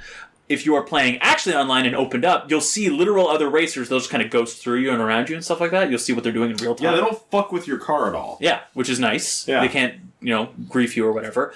What's also really cool is, any designs that anyone's made, you can shop from in their online shop. Yeah, anyone's custom tunes they did for the specifications of the car you can pull from as well. So it's you get the benefits of an online world. So even me as a casual player or a casual car enthusiast, which seems car game person. There we go. I can reap the benefits of the people who are hardcore into it. Like, I can just apply that shit to my car. It's like this is their favorite car, they're going to make the most lavish livery for it possible. I can just slap it on my car. No questions asked, whatever. If they want to tune it to be this beast machine, I can slap it on my car too. And I don't have to do any of it. I just get it. It's awesome. Forza Horizon 4. It's the way you make an online racing? Yeah. So they harness the online stuff really well. Gran fucking Turismo. It even does a cool thing where it'll have like Destiny events almost as well, where if you're online in this open online session, they'll be like, yo, area's been marked on the map. Everyone in this online session, if you want to, go here, and we're going to pop off a thing. It's like, okay, now everyone's here, everyone race to here. And now when you're here, everyone as a group just keep doing this sick jump over and over again and accumulate points, and the faster you get points, the more rewards you get for everybody and stuff like that. That's the coolest shit. It's cool stuff. Forza's good. Anyway, Miles, what's your number 2 game for 9 points? So, this game might not come as a surprise to you guys, but it's Assassin's Creed. It is one of the only games that I've actually sat down and played 80 straight hours of. Honestly, I slept. That's crazy. I didn't play the game for 80 straight hours. 80 hours in a stretch of time. 80 hours. Usually don't. I don't normally do that. I haven't even done that with NHL. Like, I would turn off NHL because it would irritate me. Yeah. Assassin's Creed irritated me in the beginning before I started getting some decent weapons and I figured out actually how to play the fucking game. Mm-hmm. And with all, the skills and shit. Like, once I got that shield, we talked about this before. Once I got the takeaway shield thing, I became a god. To take away the shielded thing? Right? Like, take it and then fucking bash the dude with it. Like, and then I became a god. Yeah. So, that move is... Yeah, I avoided it for the longest time, but holy shit. Yeah, no, honestly, it's a literal game changer. Because fighting dudes with shields is annoying. And then you need to get the rank 2 version so you can take the bigger shields away. And yeah. But to me, I need to finish it looked great. I didn't find myself as invested in the storyline, but there were some cool parts about it for sure. Cassandra as a character is hot and super awesome. Hot. And yeah, I don't know. It's Good game. game. I really liked it. Needs co-op. Everything needs co-op. You know, I wonder if co-op would hinder it though. No. Because you don't have to play co-op, therefore it's exactly the same experience otherwise. We're pointing at Joe. Plenty of Snorlax. Oh. He's been Talk to the Snorlax. Don't talk to me. Bamboozled. What's your number 2 game for 9 points, that's Joe? number 2. Go. My number 2, Pillars of Eternity D2. Ooh. I really like that game. It's the best RPG this year. It's one of the best RPGs I've ever played. Obsidian is on fucking fire. Pillars of Eternity 1 was amazing. Pillars of Eternity 2 was also amazing. I need to play those games. Yeah, I just started playing the first one again yesterday. Did it hold up? Yeah. Oh, yeah. So I should play that even without the DLC? I would say so. Yeah. Okay. Yeah, the DLC adds things to the game, but I felt like 1 and 2 were Does it complete add experiences things otherwise. to the rest of the game, or is it all just within that new area? Like, is It does add things to the rest of the game. Think of it like Skyrim's expansions, where it's Yes. just like, here's a new area and things to do, but like now you have crossbows and the rest of the Exactly. game. So I need to get the DLC then if I'm going to play it. okay. That's Yeah, the DLC is unnecessary. I enjoyed the first game fully without the DLC. I felt it didn't add much to the first one. Second one's DLC, absolutely a necessity. All of it adds a stupid amount of... It's really a stupid amount of content for what the game is. it was stupid content. Stupid content. Idiot fucking duck face bird guy. Bitch But that burger. is a game where you just spend a lot of time like reading dialogue and situations and stuff happening, and then the combat it's a pause-based RPG. Mhm. Because it's real time, but then you pause it, queue up attacks, Yeah. unpause it. Dragon Age Origins. Yeah. Oh, ooh. Yeah. I like that. It's Dragon Age Origins, but it's all isometric. So there was a thing recently where I guess they accidentally patched in a turn-based mode and then patched it out immediately. I didn't hear anything about that. That sounds cool. Yeah. So it seems like they might be planning to add that as an official First thing. game has workshop support. Second game, Does not? I don't know. I haven't actually looked into it. But there's probably a lot of cool fucking stuff there. I hope there's a mod that replaces all the skeletons with white dudes. Or bread. So, well, skulls become bread. Yes. Because then you can play in China, which is where we are right now, doing this podcast. China don't care. Yeah, Pillars of Eternity 2 is incredible. Anybody who likes Baldur's Gate, Icewind Dale, like a classic Computer RPGs. computer RPG, thank you. Play Pillars of Eternity 1 and 2. Obsidian is on fucking fire right now. Good stuff. I'll have to give it a try, like an honest try. I think I played it briefly, and then I think you own the first one on Steam. Yeah. I have to give it a try again. Good shit. So my number 2 Mm-hmm. is also Assassin's Creed Odyssey. Well, we know what the winner is. I fucking love that game. 4 out of 10. I need to finish it. That's the thing. Like, I haven't finished it, and I still feel this strongly about it. I think I played about 50 hours of it on Xbox, and I got it on PC, so I'm not as far on that one. Cassandra is one of my favorite characters in a game, period. Her legs. Her legs they go forever. Rocking. That game's beautiful. I love the music in it as well. They do dialogue in a really good way. They do, yeah. Yeah, I like the way that they balance the ship and the land stuff, because I liked Black Flag a lot. That was a boat game with Assassin's Creed tacked on. Yes. This game is Assassin's Creed and boats. Minus Assassin's Creed. Yeah, it's not really Assassin's Creed. This game is The Witcher Light plus boats. So it's if The Witcher 3 It had was combat. better. Yeah. The combat in this game's a ton of fun. I don't know. Just about everything about it I love. I like how just easy it is to just enjoy it. Yeah. You know, it has... It's fucking gorgeous. Like, hunting in this game is literally...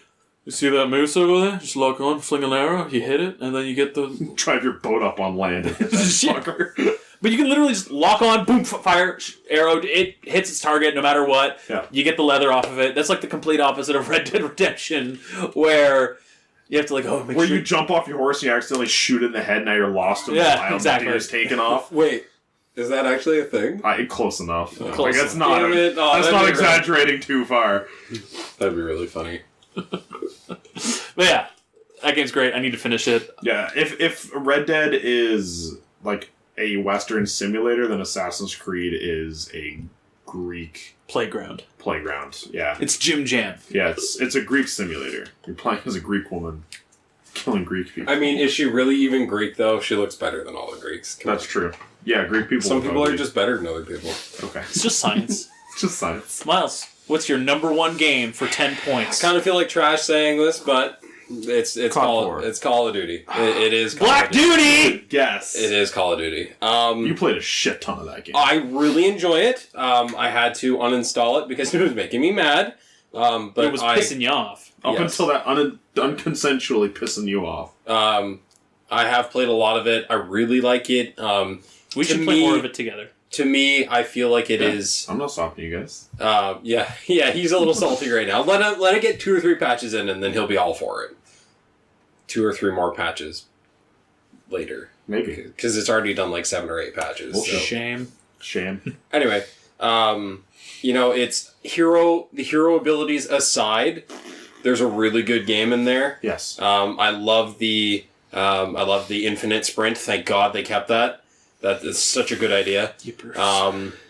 It makes engagements more often. Some Call of Duties, like, even though the maps were small, like, you could go a couple minutes without ever seeing anybody, and you'd be like, where the fuck is Or you'd be everybody? showing up every time. How am I in a puddle in fucking Karachi and there's a war going on? Where is the war? Like, you'd always show up just as your teammate would kill the guy. Whereas in Black Ops 3 or 4, you always turn a direction when a guy's killing you. Yeah. Yeah, Black Ops 4, I was getting killed from every direction. Yeah. Yeah, so like it was just it made for fast, enjoyable combat. There are I definitely will some. agree that it has fast combat. No, there are times where I straight up thought I would kill a person, and of course he has armor, so he It's killed the me Call of instead. Duty effects. But yeah, like I don't know, guys. It's probably Best zombies Call of Duty. Yes, We oh didn't my play God. much of it, but best zombies. yeah. by The far. zombies was very enjoyable wanna play because some of that. we could Yeah. mod the fuck out of it how we wanted. Yep. Build your own bomb. Yep. So Dress it like a clock. there are some really cool looking weapons in the game. There is, yeah. But there definitely are guns that are better than others. Like it's COD, and they're never going to fix that. Yeah, I'm it's- accustomed to it now. Either they're all broken or half of them are. You say you're accustomed to it? I'm accustomed forever. Is that like your your custom Wakanda? That's my ninja way. it would be really cool if they just patch all the guns to be super strong and then Yeah. you just used whatever gun you want. Yeah, like Modern Warfare 2. Yep. I don't understand why there has to be the S tier of class for weapons. I don't know why that still has to exist. Because fuck us. Wii U sales. But I mean, like, Because they have to sell their microtransactions. but I mean, you know what I mean, right? Because like the Paladin is very clearly the best sniper rifle in the game. It's the first one you get. Titan why the is fuck the would best you use the weapon other in the ones? game. Yeah, yeah. I turned And it they on. nerfed it, and it's still the best weapon in the game. Like, for example, Chris, like I was playing, Joseph was doing something, and he was kind of watching me, and I was getting beat up because I was being stupid, and I was using a silenced pistol, and I was trying to be funny. And You switched to... I eventually was like, all right, that's it. And I switched to the Titan, and I went on, like, I don't know, like a 23 kill streak. Like, it's kind of crazy. What kind of gun is it? Is It's it the LMG. Oh, It's the first LMG. It is the first one. Yeah, it's really fucking good.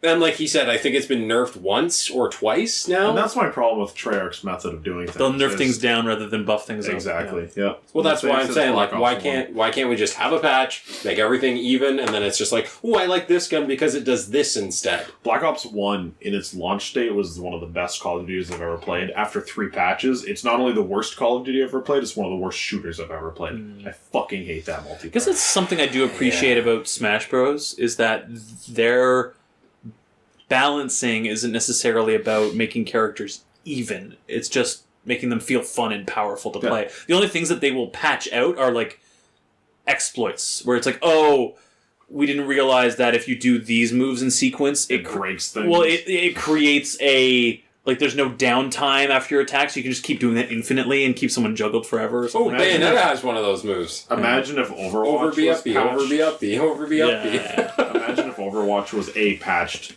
B, patched in a way that they were going for fun and not esports. and then patched again to just be not a game anymore. And then patched That's one what it more is. time It's a loot box simulator. to make all of the dudes ladies with big butts. and then Perfect patched, games. and then patched again, All the ladies dudes with big butts. blow up the game. I just want everybody shaped like Reinhardt.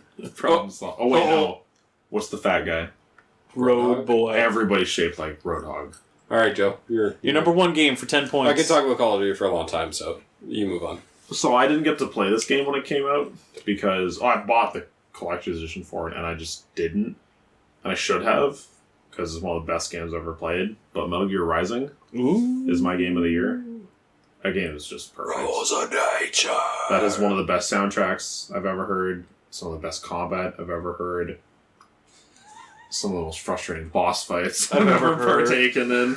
But nanomachines, son. everything about You finally that- get it. You finally Yes. get nanomachines, After years son. of seeing like videos and clips and whatever, me and Miles, I just sat down. I was like, "You want to play some fucking Metal Gear?" And you were like, "No," and I was like, "No, Metal Gear Rising." And you're like, "Oh, okay, yeah, sure."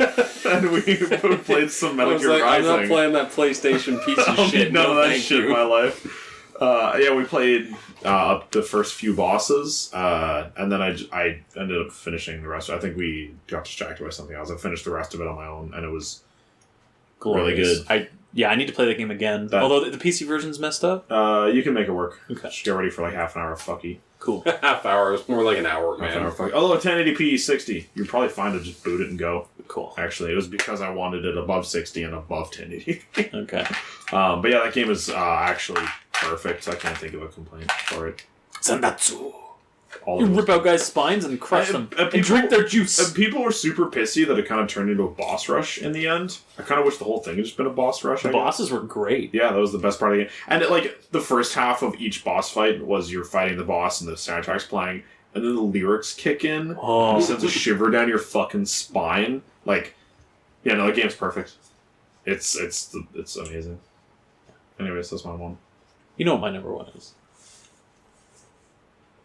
Is it I'm Zelda? gonna be disappointed. Is it Zelda? No. If Well, I you don't say know. God of War. It's God of War. I'm so upset. I really like that game. It was made for me. You knew I was going to give it to God of War. Really? Because I thought it was going to be Breath of the Wild. Again, was that this year? I didn't play it this year. No. It was last Well, year. That game's also shit compared to Assassin's Creed. Yeah. I put into context, Breath of the Wild doesn't deserve a placement. Sorry. Anyway, I really like God of War. That game has my favorite story of the year. Because of just how personal it was to the characters. Like, they weren't on this world-ending, gotta save the galaxy, gotta save Midgard, gotta save whatever. That's It was... what Andromeda did. Mm-hmm. Dude, how shitty that game was. I really enjoyed the combat in that game. I don't know, something about it really clicked with me. I got really into it. I especially... You like very rigid, stiff combat I guess stuff, though. I guess I do. I don't know. Not that that's bad. That was what Breath of the Wild was. Yeah. You enjoyed that. And speaking of the story stuff, that moment when he goes back to get the Blades of Chaos... Oh my god. Like, holy shit. I had to replay that game to remember that I did love it. And at that moment, I was like, ooh. Like, that... I get shivers just thinking about that moment. Like, they did such a good fucking job. When it's like, wait a minute, is he going back to... He's not doing it, is he? Oh, he's doing... And like, and then the Athena whole, shows up, and you're like, oh, fucking... It's like the whole 7 or 8 minute boat ride with the somber music playing. And oh then, my god. Yeah. They made you wait for it, but it was worth it in the end. And then just the world design of that is my favorite kind. Where it's not linear, it's not open world, it's kind of somewhere in between. It doesn't waste your fucking time. Yeah, you can. That game respects your time. You can just go right for where you want to go if you want to, but it's got tons of side shit with meaningful, like, fun mechanics and dungeons and stuff to explore with cool upgrades that you get out of it. And it's got one of those kind of intertwining worlds where as you get new abilities or you change the world state in a way, you can access another zone that you couldn't before. Yeah. I love that. Like, from Dark Souls to Titanfall, it's at Titanfall for respecting your time. Yeah, but with Dark Souls layout, I guess, in a way. Yeah. Oh, so just shut up. No, he's not being... he thinks he's being retarded, but he's actually... Memeing. It's from an old video of a guy that was playing through Dark Souls, and he's like, "Fuck this game. I'm gonna play Titanfall. Titanfall respects my time." Yeah. But It does, It though. also does. Like it works 100%. But it's No, that's a true fact. yeah. Real true facts. Yeah. God of War, like 100%. Like, I don't know. I played through that game and I skipped all the side stuff the first time because it let me. Yeah. And I didn't feel like I missed any of the game by doing that. And then, when when you see it, the stuff you miss is like, wow, I did miss some stuff. This is cool. But I didn't feel like I did. Yeah. It's It's just cool amazing. stuff you can do. Yeah. Well, it honestly feels like I didn't have the DLC pack when I didn't play the side stuff. That's the also, game was complete for me otherwise. I guess I didn't mention this with Spider-Man, but God of War and Spider-Man are like the first games I've gotten the Platinum Trophy in since, Infamous. Middle-earth, I think, was the last one I did. And it's not a case of, I'm going to go out of my way and get all these trophies, but it was like You realize I did just about everything in the game. Like, okay, I really like this game. I want to keep playing. What trophies do I have left? Oh, I can do that, and then I go do it.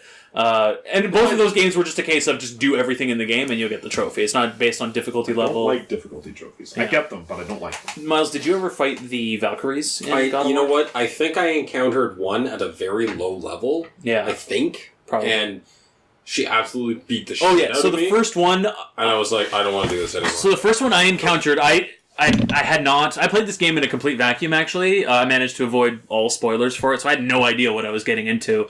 Except I spoiled Loki for you.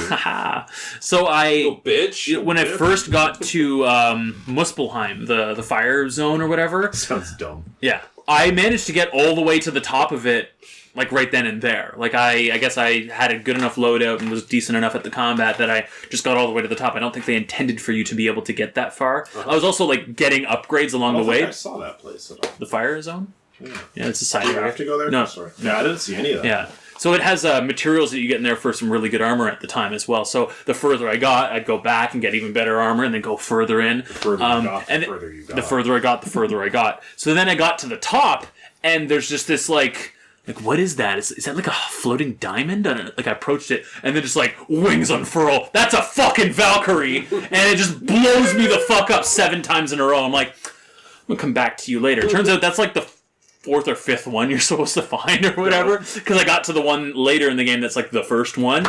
Kicked her fucking ass. Like, because the deeper you get into them, the more mechanics they have. Oh. So, like, the next one, then, okay, it'll do everything the last one did, plus this thing. And then it'll be like, okay, now the Is next that based one... on progression points? Like, do you need to get certain abilities to beat certain Valkyries? No. You just gun it for them. You can, and I probably actually... I probably could have beaten that first Valkyrie I met that was technically a later level one if I understood the mechanics of her better. Because she was doing moves, and I was like, I'm not sure why that keeps killing me. And then I did earlier ones, I was like, if I interrupt her with this, and then I can do this, blah, blah, that kind of thing. But those fights are some of the most satisfying fights in a game. Like, especially when I beat the very last one. It took me, 10 tries, but I eventually did it. I was like, fuck yes! On baby difficulty or medium? Medium. Wow. Yeah, it was really hard, but I kicked her ass, and it felt really good. As that trophy popped, I was like, and got the platinum, I'm like, I did it. That's one of those games that I'd like to see, the mod support thing for, where it's just like, yep, I'm Infinite Kratos. Infinite Kratos. Yeah. If, when, because it fucking better be, the PS5 is backwards compatible, that'll be a fun game to play on that. FPS. Because that game, has a unlocked frame rate mode that there's no reason it shouldn't maintain 60 then at the next level hardware. Yeah. So yeah, that was my game of the year. Cool. Actually, just give me one Assassin's moment. Creed. Wow. Well, no, it is, because 2 of us have it at 2. So it's accumulated 18 points in total. It hasn't. What? So at the very bottom of our list What? is Dawn of War 3 and Bloons Tower Defense with 1 point each. That's bullshit. Bloons is obviously better. Should have Next given it my game of the year. is Hollow Knight and Battlefield 5 with 2 points each. Monster Hunter World and Smash Brothers take the next spot with 3 points each. Nier Automata and Dark Souls 3 with mods get the next slot with 4 points each. The next category is pretty big. Tetris Effect, Warframe, League of Legends, and Sunset Overdrive PC all have 5 points. Easy. The next category is Spider-Man Dead Cells, Dusk for 6 points each. Yakuza 0 and Endless Space have 7 points. Forza Horizon 4, NHL 19, and World of Warcraft each have 8 points. Pillars of Eternity claims the number 3 spot, all to itself, with 9 points. Metal Gear Rising and Call of Duty Black Ops 4 take the number 2 spot, with 10 points each. And tied for first is God of War and Assassin's Creed Odyssey, each with 20 points. Because I had God of War at 4. Yeah. Right, okay. Yeah. So those are your games of the year: Assassin's Creed Odyssey and God of War! I think that makes a lot of sense. Yeah. Like for With how much we talked about them throughout the year. games that A actually came out this year, but B... We all played. Yeah. And like the fact that it's not on that 2 list, but also on my list. Yeah. Like they're not high on your But list. they're there. They're there. And that's why I wanted to do it with this ranked numbering system, is because this was going to get a feel for everything we played and the capacities we played them at as well. I played an unhealthy amount of Assassin's Creed. So it's worthy for it to share the number one spot then. I have Trophy to prove it. So. I put 20 hours into it. I'm going to play it on hard now. Ha! I'm sticking that game on dirt easy, and I'm playing... Play it on the true hardest difficulty and play as Alexios. No, Oh. I don't That's the hardest thing to bring yourself to do. Fucking Silicon Chad. Valley man. Silicon Chad. Silicon Chad bun. Because now that I've been Cassandra and been such a badass, I don't want to see her as the bad guy. I just don't. Because I don't. Oh, because if you play as Chad, yeah, if I she's play the as... bad guy. Yeah. What's his name? Alexios. Chad. Or Demos. Chad. Sure. Demos is the name of Kratos' brother. What was Kratos' name? Lionel Johnson. Lionel. Stop it. So that's your game of the year! God of War, Assassin's Creed. Congratulations to all players. Yeah, everyone gets a seat at the table except for the ones who don't. This was sponsored by... Honorable mentions. Okay. It was sponsored by Honorable Mentions. Do we have honorable mentions? I do have some. I'll just name them off real quick. Yeah. Darksiders 3, Into the Breach, Warhammer 40k Mechanicus and Inquisitor Martyr, Destiny 2 Forsaken, Yakuza Kiwami 2, Far Cry 5, Smash Bros. Ultimate, Subnautica, and Dawn of War 3. No, this is way too fucking long. Those were all other games that were like kind of possibles. Alright. I have 5. Okay. Spider-Man, Warhammer 40k Inquisitor, WoW, Star Wars Battlefront 2, and then Mass Effect 3. You should put Mass Effect 3 on your list, Because buddy. we ended up playing... Mass Effect 3 honorable mentions. Because Mass Effect 3 we ended up playing a bunch of... I- and I'm so happy we did. I feel like I can't make that my game of the year. Well, no. Because it already would have been. Every year. Yeah. Game of the year every year. I love Mass Effect 3. Dun, dun, dun, dun, dun, dun, dun, dun, dun, dun, dun. But the year Mass Effect came out, 2012. No, that wasn't my game of the, that wasn't my game of the year. What was? Wasn't that the same year as Dead Space 2? No, Dead Space 2 was 2011. Thank you. So Dead Space 2 was my game of the year for 2012. 2012 was also Dead Space Diablo 2. 3's base edition. That wouldn't even be honorable mentions. I was pissed. I loved it, but it was... it would have been on there. I loved it, but I hated it. I enjoyed it at the time. Dead Space 2 was... I just chose the wrong Dead Space 2 is That was a a really good perfect game. That was my 2011 game of the year. Yeah. Although, I don't think I played that until 2012. That might have been my game of the year in 2012. Yeah. I remember I got it for half. Dead Space 2 was the reason I got into like playing games with headphones. It's because I remember the day that game came out, the surround sound system I had been using Shit itself. and I was like, well, fuck, I guess I need to get a pair of headphones. And it's like, Life that as the first game I played with a pair of, like, it was like a pair of Turtle Beach, like, PX23s or something like that. Still life-changing. Like, hearing things in a game that I didn't realize they actually made sounds for in games.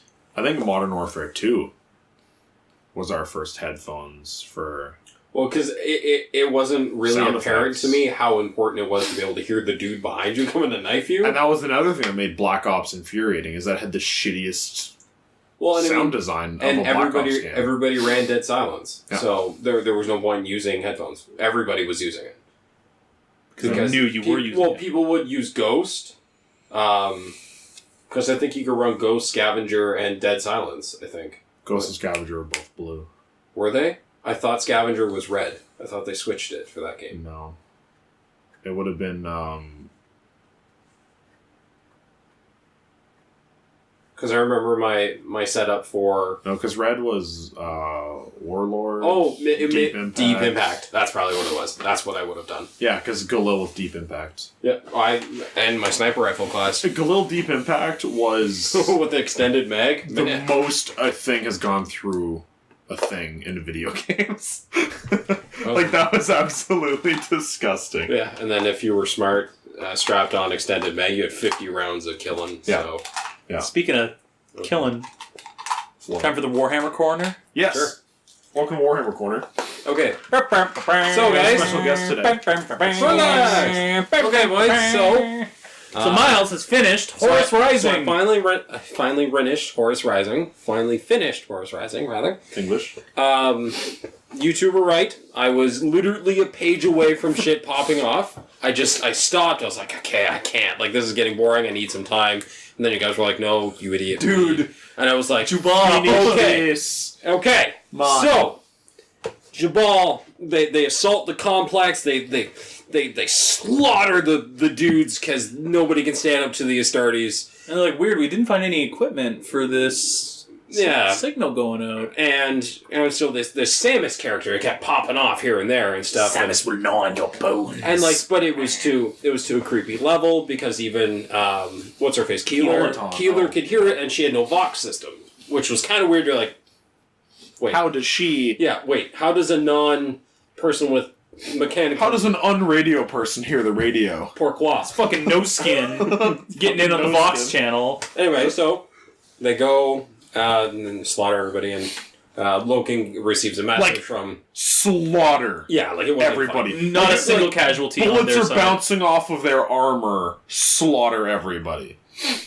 Loken receives a message from Jabal, the leader of the Terminators, I think, or the sergeant in command of the Terminators, was he not?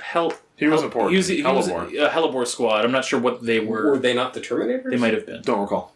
Anyway. No, because they would have been the assaulting squad, right? The ones that went in first. I'm not sure if Jabal was in charge of the guys that were first in. No, because that doesn't make any sense from their encounter then. From Loken and Jabal's encounter. Yeah. Right? Because then if he were a Terminator, he would have absolutely stomped probably. Loken. Anyway, sorry. Spoiler. So Loken gets down to... Yeah, spoiler talk, by the way. Yeah, my bad. Well, whatever. This is always spoiler talk. So A little Loken... more tactical squad, not Terminator. Okay. So Loken, he receives a message. Jabal's like, Loken, you need to come here and see this. I found something. Yeah. I found something. I didn't have the audio context, but... I have, like, in my head, it was like, Loken, I found something. I thought it was something like deep. Because they all have crazy deep voices. Whoever's Samus- reading this shit to you... Samus is here. I found something. Yeah, and then not- like... Then they're I don't want to hear it like that. They're like, Loken's like, oh shit, like, we gotta hurry, like, they go, and he just finds Jabal just standing there all by himself, and he's like, Yo, Jabal. Is that an interesting water staring at there? The words in the water. yeah, Look at them. It's where That was a waterfall, right? Here they are. Yeah, There they go again. Where's your squad? Yeah. Where did they go? We incurred no casualties. Like, what the hell? They didn't see the words either. Yeah, and then he starts spewing off about them not being able to see the words and stuff, and you're like Jabal, like, you're straight up losing it. Jabal, you having an okay, man? And then Loken very, very casually and quietly is like, grab him. and they're like, okay, like you have to imagine that scene as like them like kind of tiptoeing towards him, like a giant and they go to ground, and Jabal something's wrong. He turns around, and he dusts 3 dudes, and he ends He's up like a heartbeat too. Like, he does it. He does well, Like John Wick style. Ba ba ba. yeah, and so then Loken ends up having to fight his own brother as part of the Astartes, which is strictly against the code. Like, they're not allowed to fight each other. Yeah. Like, they can probably have their Training squabbles grounds. and stuff and, like, beat on each other maybe, but you are not allowed to kill an Astarte if you are an Astarte. Yeah. Makes There's not sense. enough of them. To the point that he refuses to draw his bolter. Yeah, and like- just take him down. Yeah. Like, Loken could have very easily ended the 1D. fight. Yeah. And then after Loken watches someone else, that one of the other Astartes that's really close to him, get hurt, pretty badly. Loken snaps and goes, "Oh shit! Like I got to do something." Goes in, fights him, and Like Jubal's fighting with inhuman strength. yeah, as like well. and then as It's like throwing Loken around. yeah, like as he's fighting Loken, it's Loken takes a really bad hit and he goes like, "What the hell? Like he's stronger than he should be. Why? Blacks out for what a is second. happening?" Wielding some And, retard strength or something. Okay, stop. Anyway, so the fight goes on. Eventually, blades get drawn.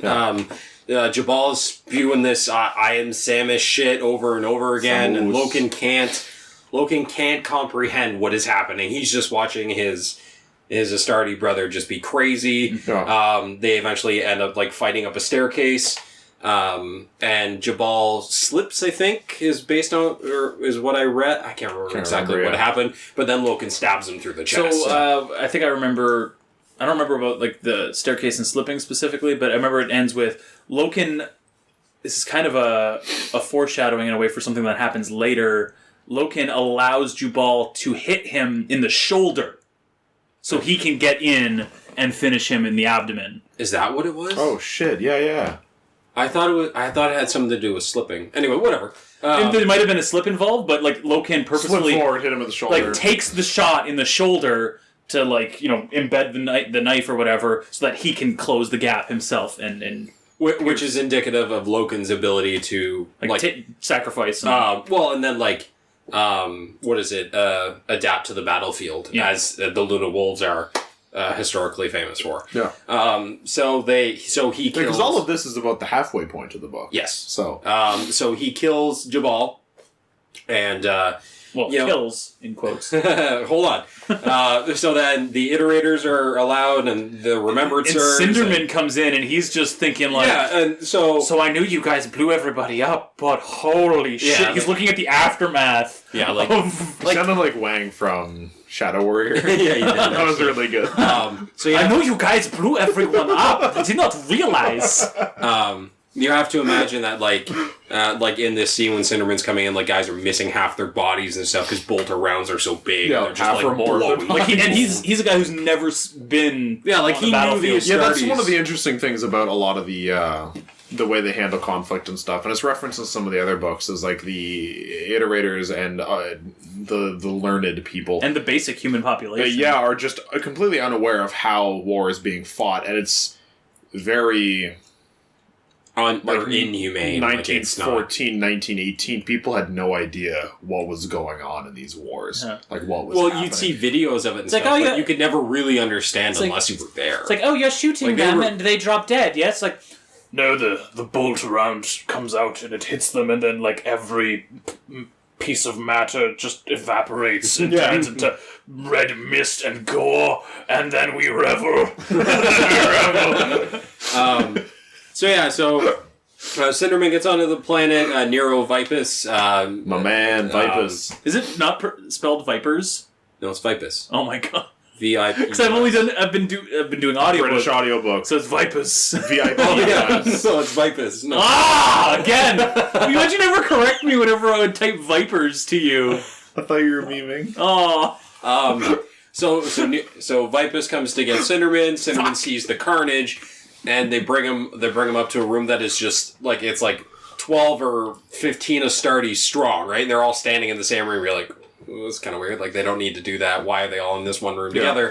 Loken says, everybody leave. Everybody leaves.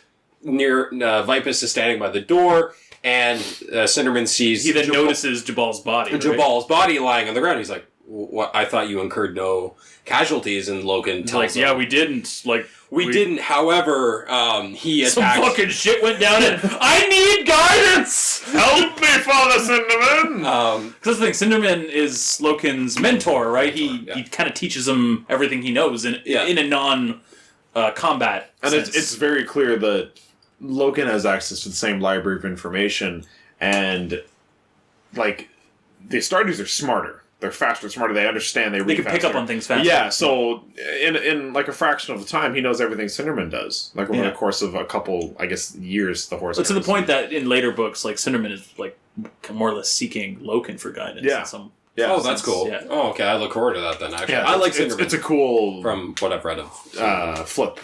I don't know what the script flip. Yeah. Anyway, so So Cinnamon's like, what happened? Loken's like, I had to kill him because he killed 3 of my brothers. It's like, wait, I thought you said he killed.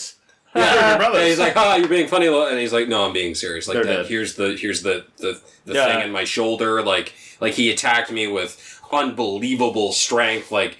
Almost like he was possessed. I think Loken says that, and like as he's Cinnamon's like, no, and as he's saying that, not a thing. That is wrong. And then he looks down at the body. As he's saying that, like Jabal's eyes snap open. Yeah, and Jabal yells, "Look out!" And Cinnamon's like, and moves, and then Jabal turns into this creature. I thought Cinderman was gonna die. I thought so as well. Jabal turns into this massive, just goop of gestating, like fucking, and like it, but created snout like a snout with face. giant teeth and like. Anyway, very animalistic. He proceeds to kill 2 Remembrancers. Keeler takes a photo of him, which is important later. And then sounded an awful lot like Keeler died there. It does, yes, it does actually, because it doesn't really say she doesn't. But then you find out later. So there's a conversation Joseph and I had, and I was like, I thought Keeler was dead, because it said it bit her in half. And I'm like, and you're like, what? No, it didn't. What are you talking about? No, it bit the other dude in half. Well, no, so people are having a conversation later about Keeler, and it's like, yeah, it nearly bit her in half. A word off. But I was like, yeah, man, their medical science. So when she reappeared, Chris is like, what the fuck? They put her back together. Enough staples and she's good to go. So, yeah, she hasn't recovered yet from being bit in half. So anyway, so then it skips back to the ship, and you're hearing it from Loken's perspective. Everything from Loken's perspective tended to be and Horus has to give him a talking to. Yeah. Yes, but... And this is where we start to learn about chaos. Loken's like, it took 50 bolter rounds on full auto to kill it between him and Vipus. That's what it says. Vipers. Anyway, so then Horus comes to have a talk with him, and then Loken is like dumbfounded by this. He's like, I don't understand how this is possible. I killed him. Horus is just like...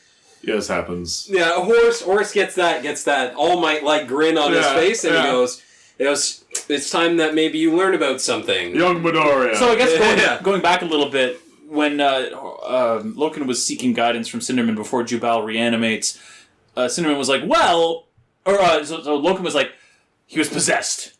And Cinderman's like, well, obviously that can't be the case. We lead a secular force. There ain't no religious or spirits or any of that shit. It was obviously a virus that made him run amok. The disease. And then he mutates and becomes all this thing, and that almost lends credence to the whole virus thing.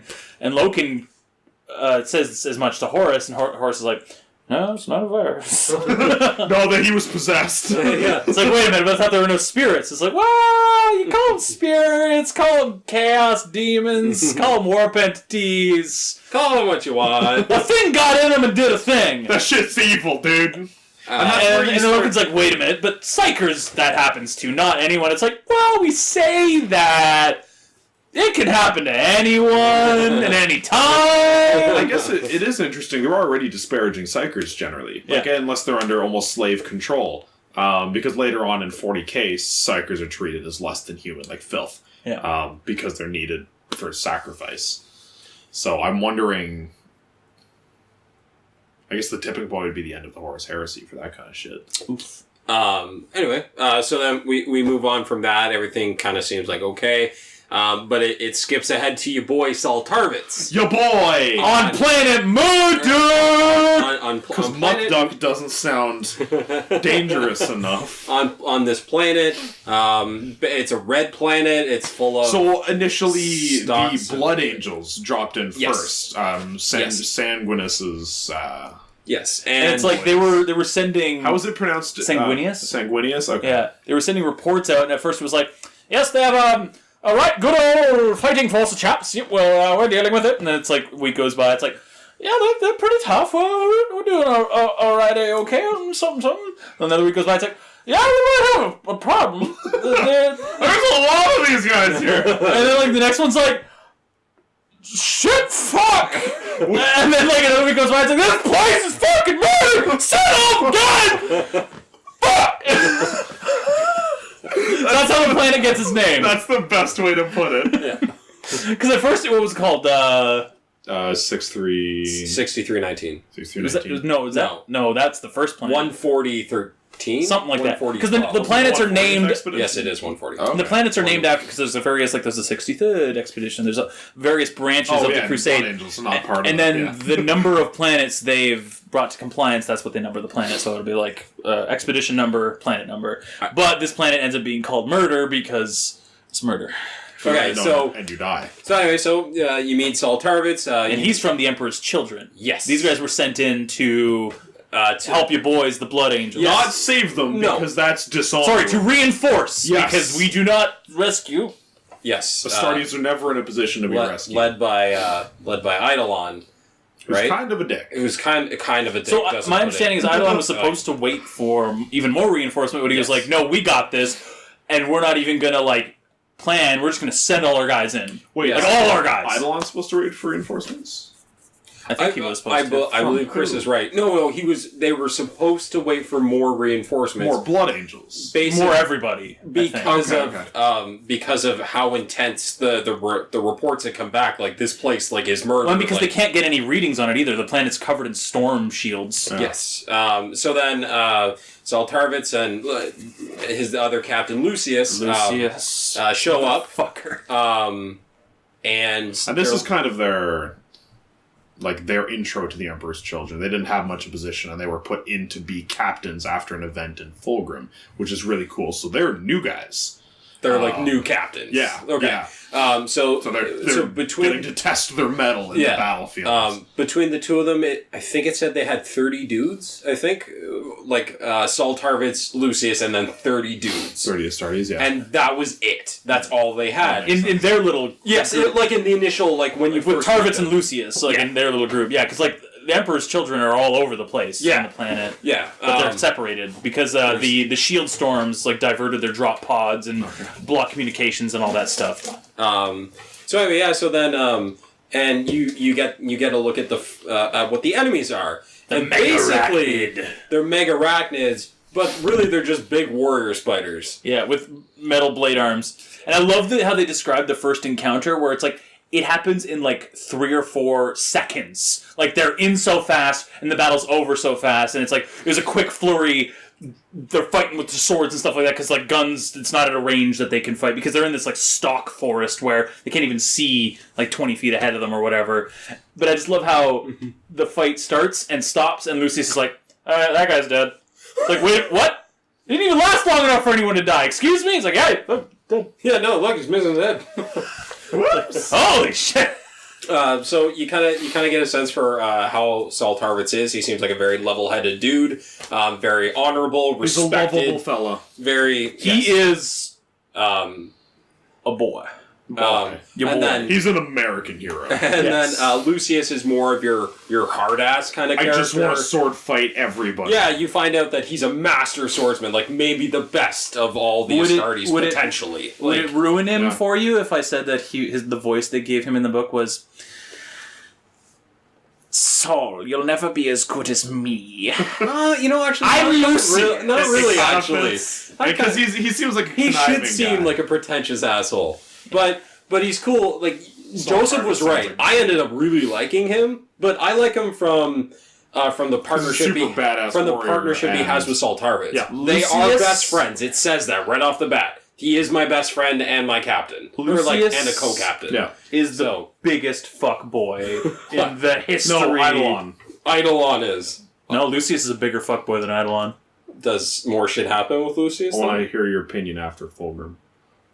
Yeah, I haven't read Fulgrim, but just having read the first 3 books, Lucius is a fuck boy. It's a Dinkelfritz. He's a Dinkelfritz. Anyway, so after their kind of first He might be a bad guy. 2 or 3 encounters, Lucius makes a blade out of one of the mega rackets. Heresy. And I liked Which how is just- that's heresy. You're not supposed to use the heresy. weaponry of the enemy. And B, it cuts him and he's like, ow. Okay, well, yeah, I we'll like do it a different how way. so he wields it and he swings it and it's it's so sharp, even just the handle of it like cuts through his glove. It's like, it cut me. So he like bandages it up and then fashions it better. But it's just like, See, that's not how I pictured it. Imagine like him swinging, he's like, fuck! no, it's just looks like It's the same nice. way. Nice! It's like, oh my god, it was fuck! No, it's more like, ew, it's sharp. So anyway, so they fight their way through the forest. They're they're incurring casualties quicker than they seem to be able to kill the megarachnids, Which doesn't happen. Very often. Astartes do not die. Which is so it starts to give you some insight on why the dude was calling it murder. Like Because it's killing spiders me. are fucking fast. They're so fast. They talk about how like they look like a blur. Like shimmer of lights. even technically standing still, they're like vibrating. Yeah. They're this weird haze around them. Yeah. So anyway, so they push through the stalks. They kill a bunch of dudes or kill a bunch of megarachnids, incur a lot of casualties. They come into this clearing and they're like, "Oh, so there are clearings within the forest. That is very cool." I bet this is a good place to be. And then they find, this would be a great place to stand. We should stand in this flying one. And then flying bugs show up. And pick them up and impale them on these giant spiked trees. So that's one of the really cool things that I like about the way this series handles like xeno creatures and technology and stuff is like all humans are bred to be humans. These, like a lot of alien races Have like different archetypes. you're for clearly different- bred for different things or modified to be different things through some form of technology or something. Whereas So like, what is it in Flight of the Ice and so what do they call the Yorgal? The Yargal? yes, The Yorgal? I don't remember the name of them. The bottle ship. Yeah, things, yeah. But yeah, they're different aliens for different things. And it's just kind of funny that the human race, even now, we're just everybody's It's like special even little the snowflake. Well, even the rather than- specialized versions of humans, it's so bigger. Yeah, yeah. Man, bigger.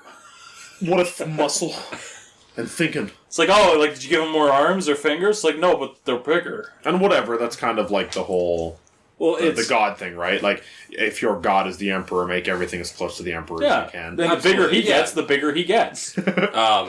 So there, the part with the bugs impaling them on the trees and eating them alive, like that was You like, see the remains of the blood angels. it made me squeamish. That shit makes me squeamish. There's gonna be some more squeamish shit coming up, brother. Oh, That's I'm good. excited for it, but I was like Yeah. reading it going, ugh. So then, like, it was Just about the then that description. he manages, or that Lucius and Tarvis' group manages to regroup with Eidolons. No, it's after that. So what they do is they Saul Tarvitz sees this and goes, "This is unacceptable. Oh, and he blows We up the can tree. I can no longer stand cannot and watch see my this. brothers defiled." Give me your Yeah, so he had no plan, really. It wasn't like this tree must be a tactical point or whatever, I'm going to take it down. It's like, no, fuck this tree! I'm blowing it the fuck up! Lucius, give me your C4. And he hands it to him. He's like, this is a bad idea. Like, how much Alright. of your- Sword. it's like, how much of your C4? All the C4. Yeah. So basically, like, Enough to kill a god. basically, it kind of seems like the explosion is like almost like a semi-nuclear bomb. What's the thing? Like, so it would have taken It's far fast. less. It would have taken far less to bring this thing down. But he just used all of their explosives. I want to make sure the tree is gone, and then where the tree is gone, and everything around the tree is gone. So they blow up the tree. The storm shield above suddenly it clears. clears, and then all of a sudden their Vox system starts working, and they're like, "Oh shit!" And within no time, Eidolon shows up with all Right, his that's how dudes they and were stuff, communicate and- with him, yeah. And as soon as Eidolon shows up, he starts barking orders, Because he's a dick. It's a prick. and then Saul Tarvitz and Lucius and their little squad of like 3 or 4 dudes is sent to go find the remains of some blood angels to explain to whatever you said his name is, because I think it's like Sanguinius. Sanguinius. And also to the War Master, for he is coming. Yeah. And so they do that. And he's bringing heresy with them. And so it's the 6 dudes, and then there's like 30 to 40 dudes, and they're over on the other side. And they all... Yeah, so they sent like Lucius and Tarvitz off to dig through the rubble of Yes. the thing, almost as punishment in a way. It's like, how dare you be the ones to make any kind of progress and Eidolon has a power complex to like Yeah. an unrivaled level. Yes. and it's like, so while they're over there picking through the rubble, they find pieces of the Blood Angels. Then they also hear action starting to pop Yes. off, right? So they hear gunfire going off, and they turn and they just see like the Astartes just lighten up the fucking. Because they're forest. being surrounded on all sides by ground-based Megarachnid and the flying ones. Yeah. Like so, it's just like you know it's going to be a slaughter, but and they're going to make their way back, and they end up kind of in the bush a little bit, and that's when more of the creatures come up, but different shaped ones. Yeah. And they start trying to reassemble the tree. They start. So it's almost like the main force attack was distracting while they rebuilt this. Yes. So clearly you establish that like, oh, these trees are like something important to them. Yeah. Clearly something to do with the weather system. Not exactly sure. I don't really think it goes into detail about it. It's probably something that Interex made. Anyway. Why were the bugs you're making it then? I don't know then. Yeah. I don't know. Maybe just let them have their whole whatever, do what they want. So anyway, as they're doing that, Tarvitz is like, well, this is unacceptable. They're not rebuilding this fucking tree. I'll kill all of them. I used all my C4 on this. This tree is staying down. I'll nuke it again. So they run out there and start fighting these bugs. So the 6 of these dudes try and take on like an army of bugs. Even though they're mostly constructor ones, they did have fight man ones. They did have the warrior ones with them and the flying ones and stuff, but 2 or 3 of Saul Tarvitz's group, they go down. They die immediately, like they're just dead, and so it's down to like the 4 dudes, and they're getting surrounded. Lucius, one of the builder ones gets cut, and then its insides get around his foot, right? And then it's like cement, and then it's holding him in place. Yeah. And Saul Tarvitz stands over top of him, and he's like, "I'll protect you until you can get free." Yeah. He never gets free. It looks like they're all gonna die. And then Saul Tarvitz he's like looking up. It's like, what are those in the sky? Those projectiles? No, the drop pods. Yeah. And I call him Torgadon, but it's Torgadon when you actually read it. And reclamation lands on murder. It makes sense when you read his name. It does say Torgadon. It doesn't say Torgadon. I read Torgadon. Torgadon. Anyway, Torgadon shows up and basically just it's the Luna Wolves, right? Like they just come out and they decimate. Oh my god! They bugs. come out guns a-blazing. Yeah, they don't. Because like the drop pods just keep coming too. Yeah, it's like gadoosh, coming out shooting, gadoosh, coming out shooting. Yeah. It's like excessive force, which is what you need to do for this shit. And it's great too because like all while this was happening, like before the drop pods came, there was an argument happening up in space on like the Vengeful Spirit ship, or not even because they went and traveled to Eidolon's ship, I guess, where he wasn't. But yeah, and it's like, oh, like where's the guy? It's like, well, they're all down there, sir. And it's like, well, we can't get any reads on the planet. Do we just like blow it up? Well, that's what Horus wanted to do, right? He was like, I think the best tactical option is to orbital strike it. Like, there's nothing else that we should do.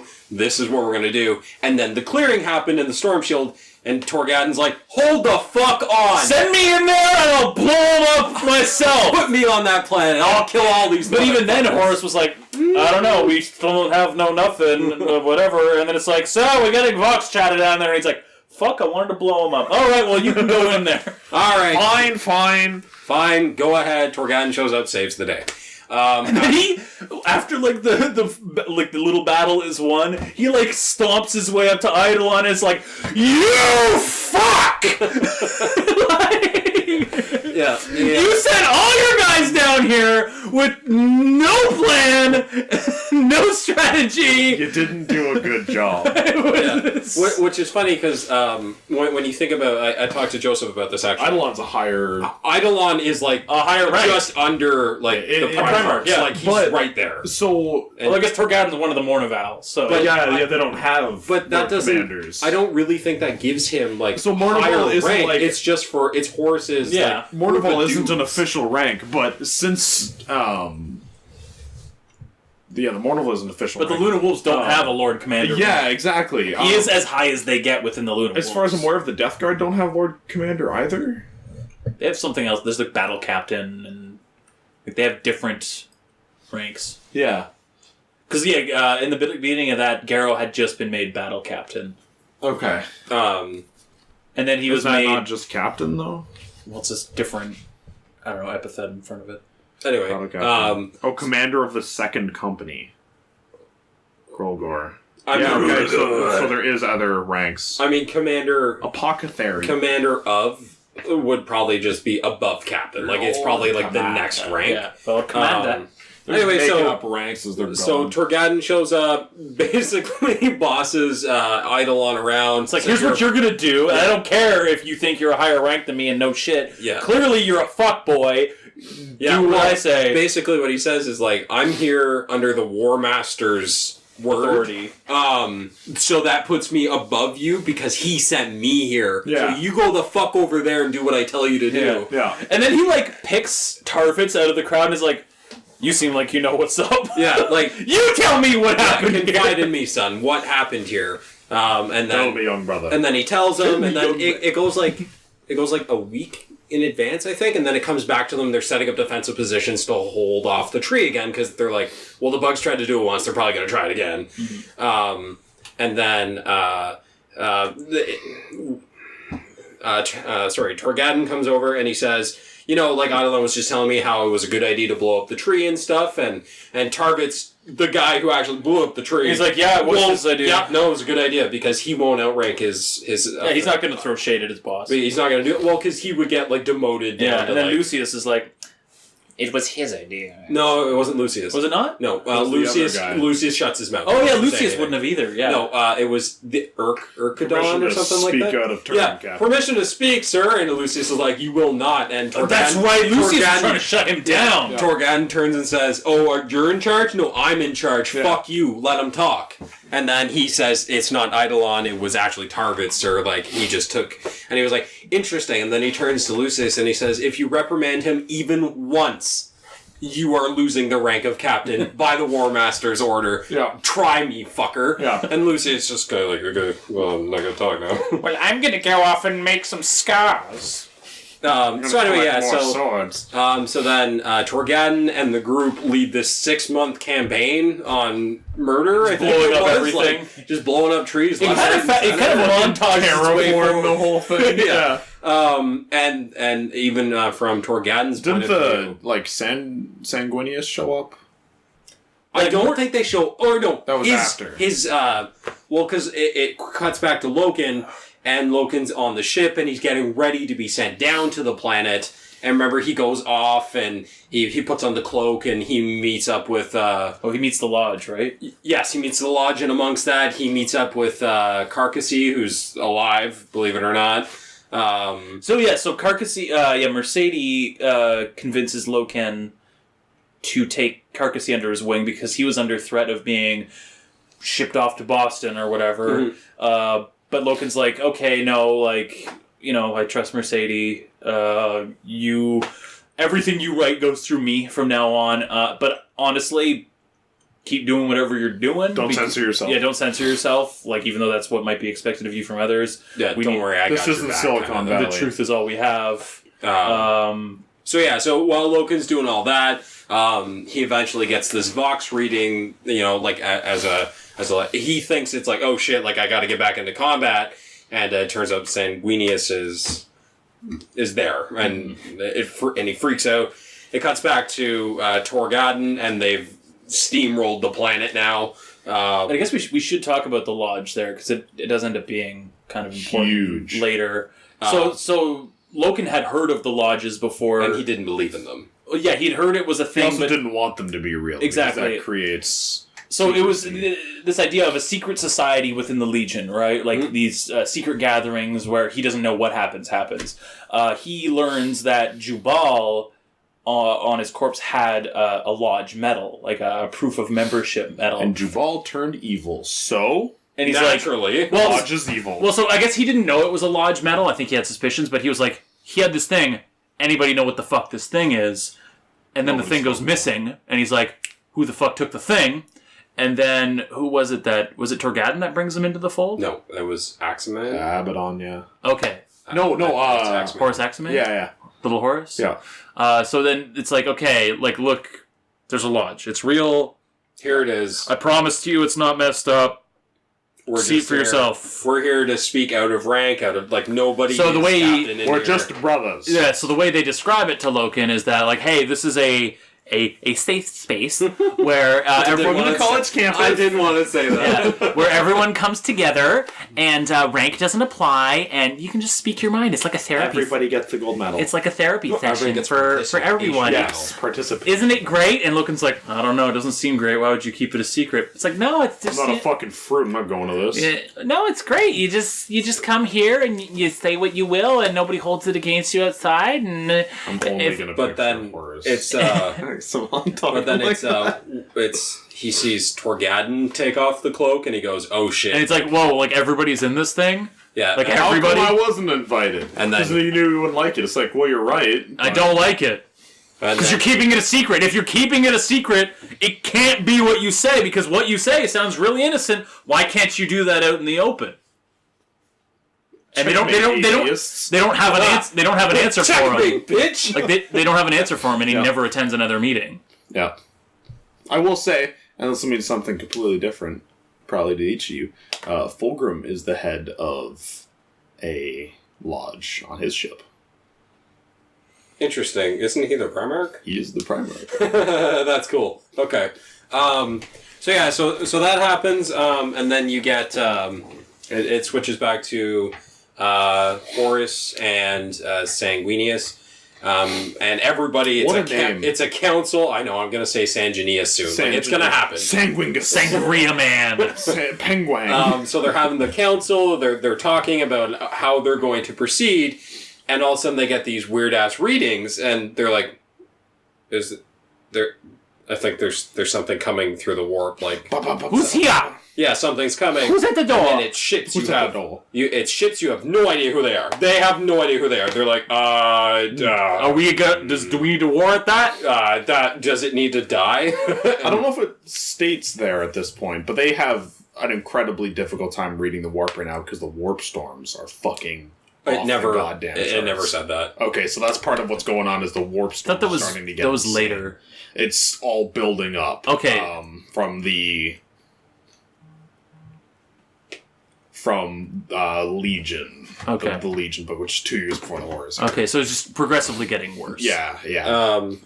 So then this race of surprisingly very human-like people show up, called the Interacts. And they show up and they're like, they're like, "The fuck "Yo." are you doing over there? Didn't you read the signs?" And it's like, well, we saw these things in space. I pictured like making music. a meteor with a floating sign on it, just like "Don't, it's murder," just floating by. Yeah, That's Planet something we Spider, didn't. right? That's something we Planet didn't. Spider, that's what they call Spiky it. Spider. Something we didn't talk about when like Horus's ship arrives around Murder. They do find these like pylons out in space, these like outpost things or whatever, and they're projecting signals. And it's like the other fleets say it's unencryptable. Like we don't know what it says. But speak fruit. But it's very musical. Yeah, Horus is like, well, don't you see? Look at the suit. It's music. Clearly. Get our guys on it. Like, they say it, they can't translate it, but I ain't taking their Find me a fucking... musician. It's like, I ain't taking their fucking word. You run the numbers. Yeah. So then. So then these boys show up, and they're like, what? What are you doing?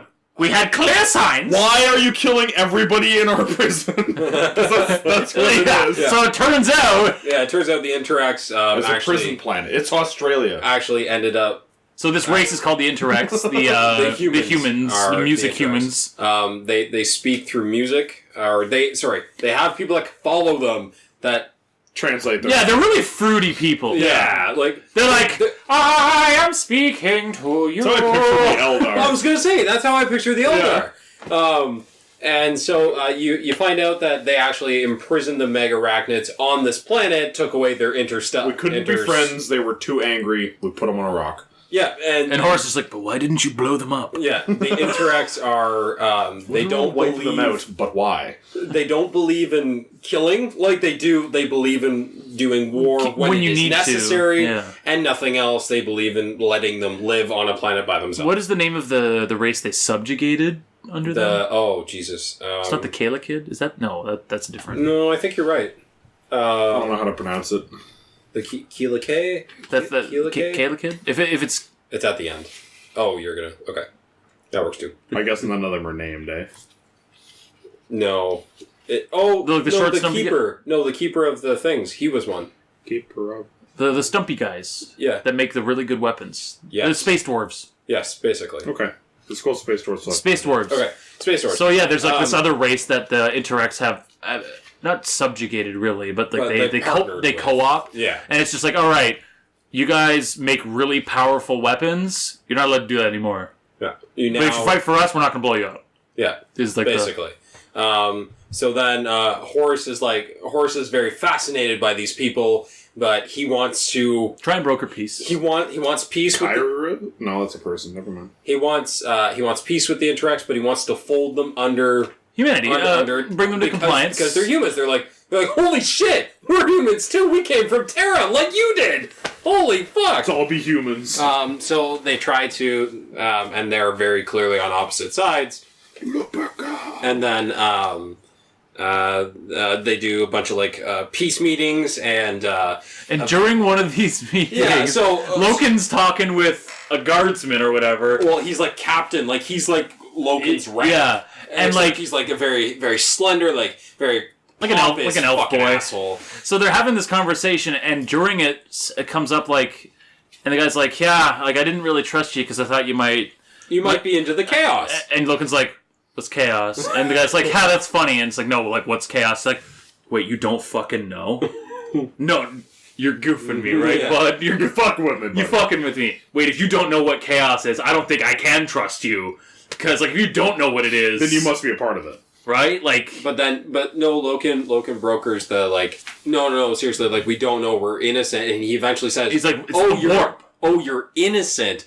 Oh, now we can trust you. That's why we didn't. Yeah. That's what it was. He didn't not trust him. He was going to run to the head Interrex dude on that planet. I'd be like, these motherfuckers have no idea what's happening. They don't know what it is. Yeah. But like, obviously did. Yes. But like, just as that was about to happen, and just as it's like, oh, so you really don't know what chaos is? You're not goofing me?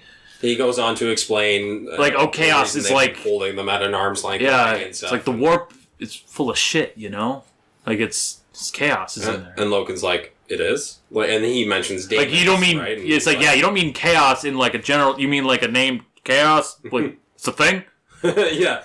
And right as he's about to be like, okay, well, I'm going to go tell, and he stops. It's like an explosion or whatever, and or like fighting breaks out somewhere. Fighting breaks out, and then he turns on Loken. He's like, give me your weapons. And Loken's like, bitch, I ain't doing that. Like, I don't know who you think I am. Yeah, what happened? It's like, you almost had me, fuck boy. Yeah, and then... give me your guns! He proceeds to fight Loken. Loken's like, I don't want to do this, little buddy. Yeah. And Loken like holds back during the fight for like a bit. So it's cool though. Like, I guess I'll break him. Well, no, because it kind of introduces the fact that Loken's armor allows him to get stronger. Yeah. Like, it starts saying, like, as Loken focused, his armor went, alright, bitch, let's do this. And he all of a sudden got stronger, and I was like... Super Saiyan. I was like, oh, I didn't know that's how it worked. I thought they were always strong. They are always strong, but they can turn on beast mode when they get they can go from 100% to 130, but at the cost of, like, ripping apart their muscles and stuff. Yeah, but it was really cool, and, like, Loken's like, this guy is, like, very fast, probably because of his armor, and they were snickering at their armor for, like, ha!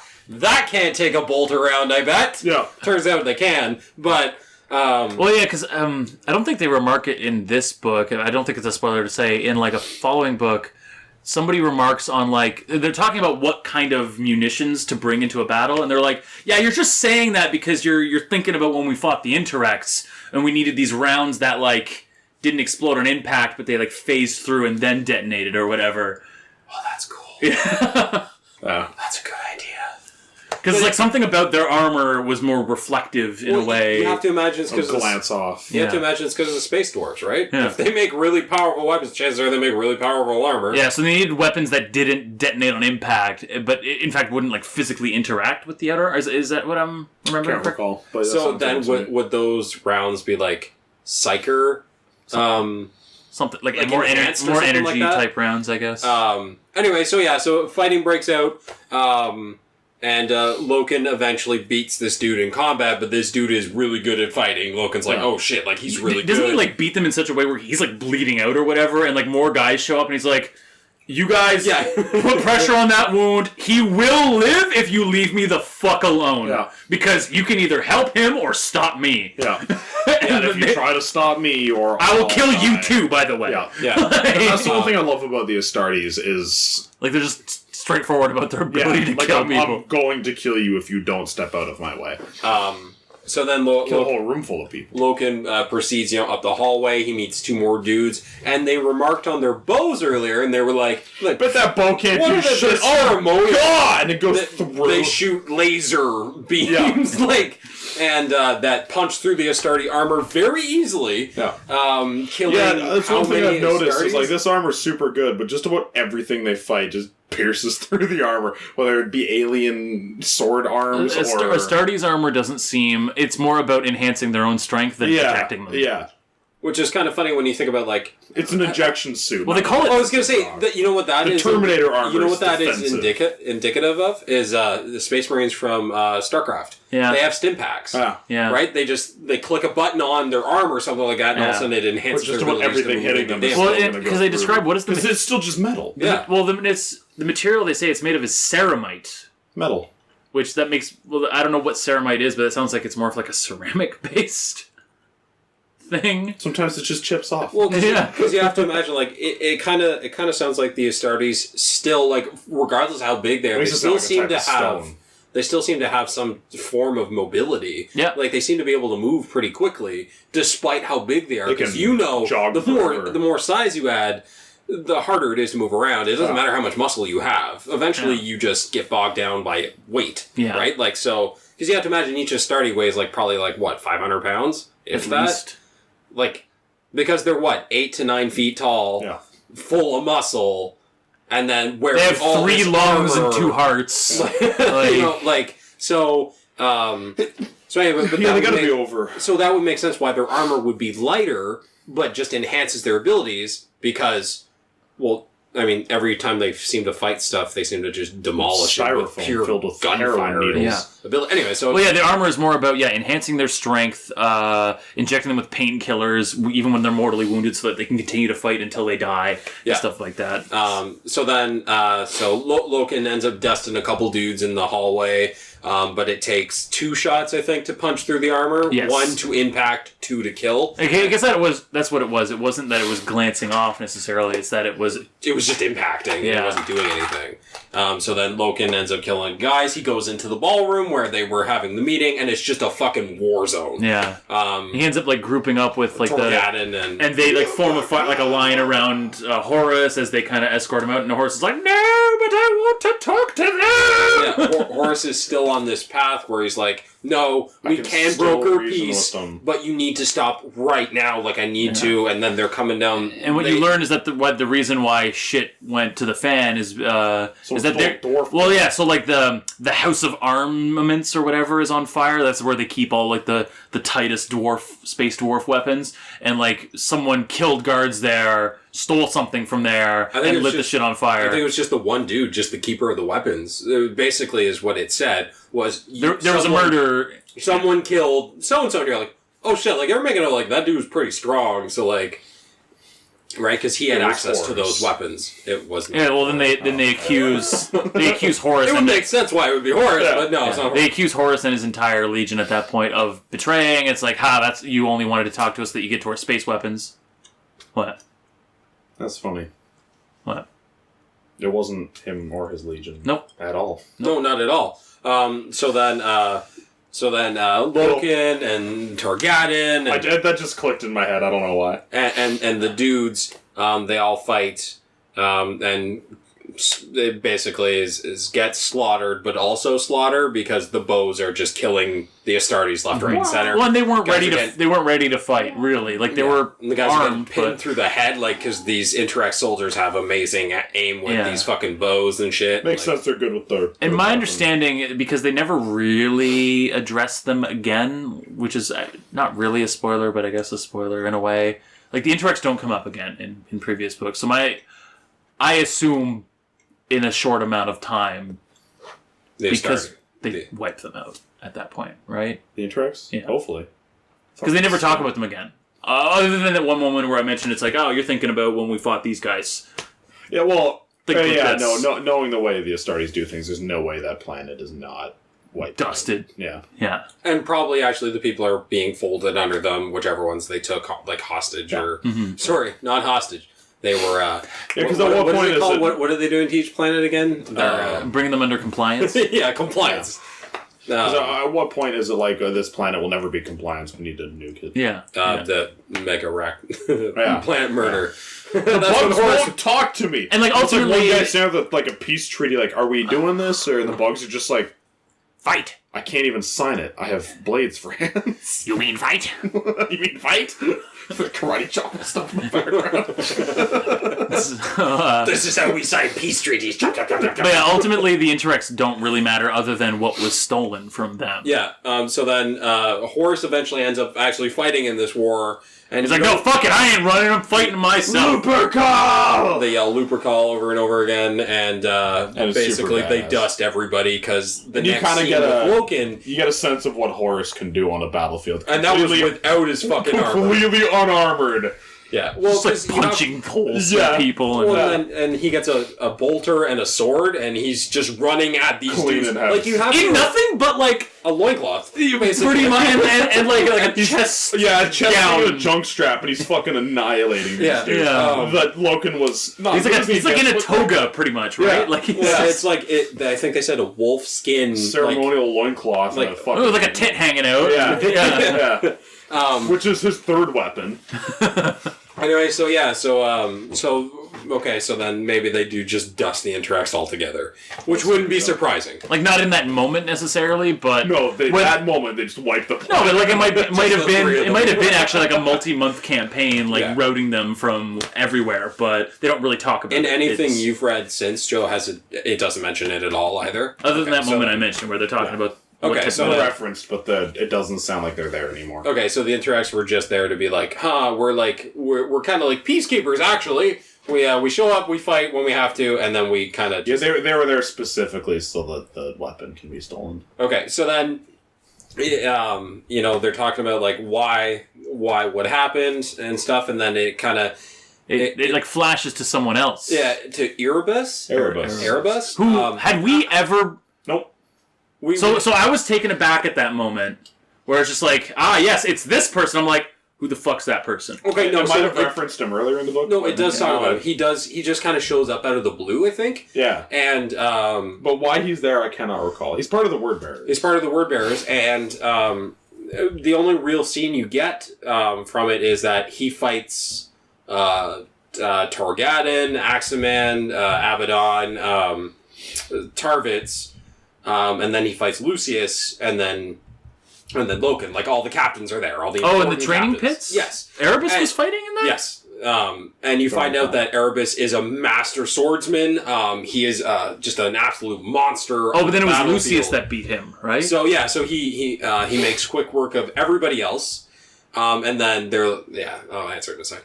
And then they're like, "Oh, Lucius, like I think you should take a run at him because you're really good with the swords." And Lucius like, "Fuck yeah, I'll take him." and then Because he's trying to gain honor back for the Emperor's children, right? Yeah. Like that's his whole goal, and he ends up, I think, it was a 15-minute fight, and oh yeah, it was like a back and forth. yeah, and but then Lucius disarms him and Yeah. then holds it against his throat.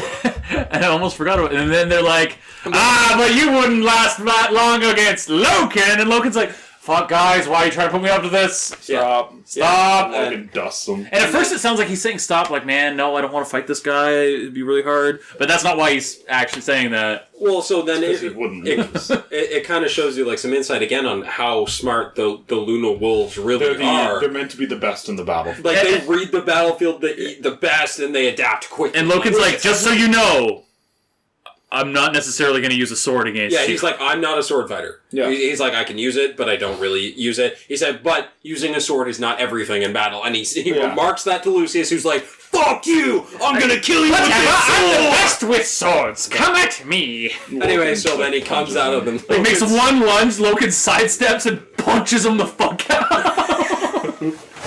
So anyway, so He doesn't fight honorably. yeah, so that's where we meet Erebus. Erebus. Yes, I do remember that now. That's where we meet him briefly, and they all the captains respect the shit out of this dude. They're like, he's amazing. Like He's got weird tattoos on his head. He fights good. Yeah, but like he's like an amazing fighter apparently. Like they can turn the tide of a battle by themselves, kind of thing. Like they're really powerful. So then this is the guy it cuts to later. Yeah, so in the depths of the ship, all alone, by candlelight or whatever. So you remember the part with the book, right? In the reading, No. Cinderman reading the book. Oh, in False Gods. Yes. It's the same. The same text. Yeah. Yeah. Yeah, nobody knew what it said. Yeah. Yeah. Okay, well that's something. to It's look forward getting to exciting. Yeah, remember the right. I So, completely do forgot. you even remember the writing on name of the weapon, side. the sword? then.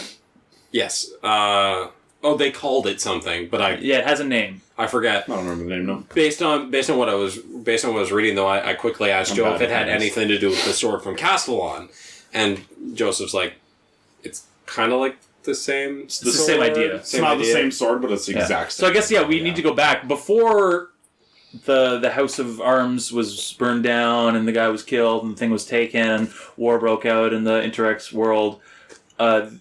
They were describing to the Luna Wolves, the Interrex, that or to Horus that yes, we subjugated these people because the space dwarves because they made really good shit.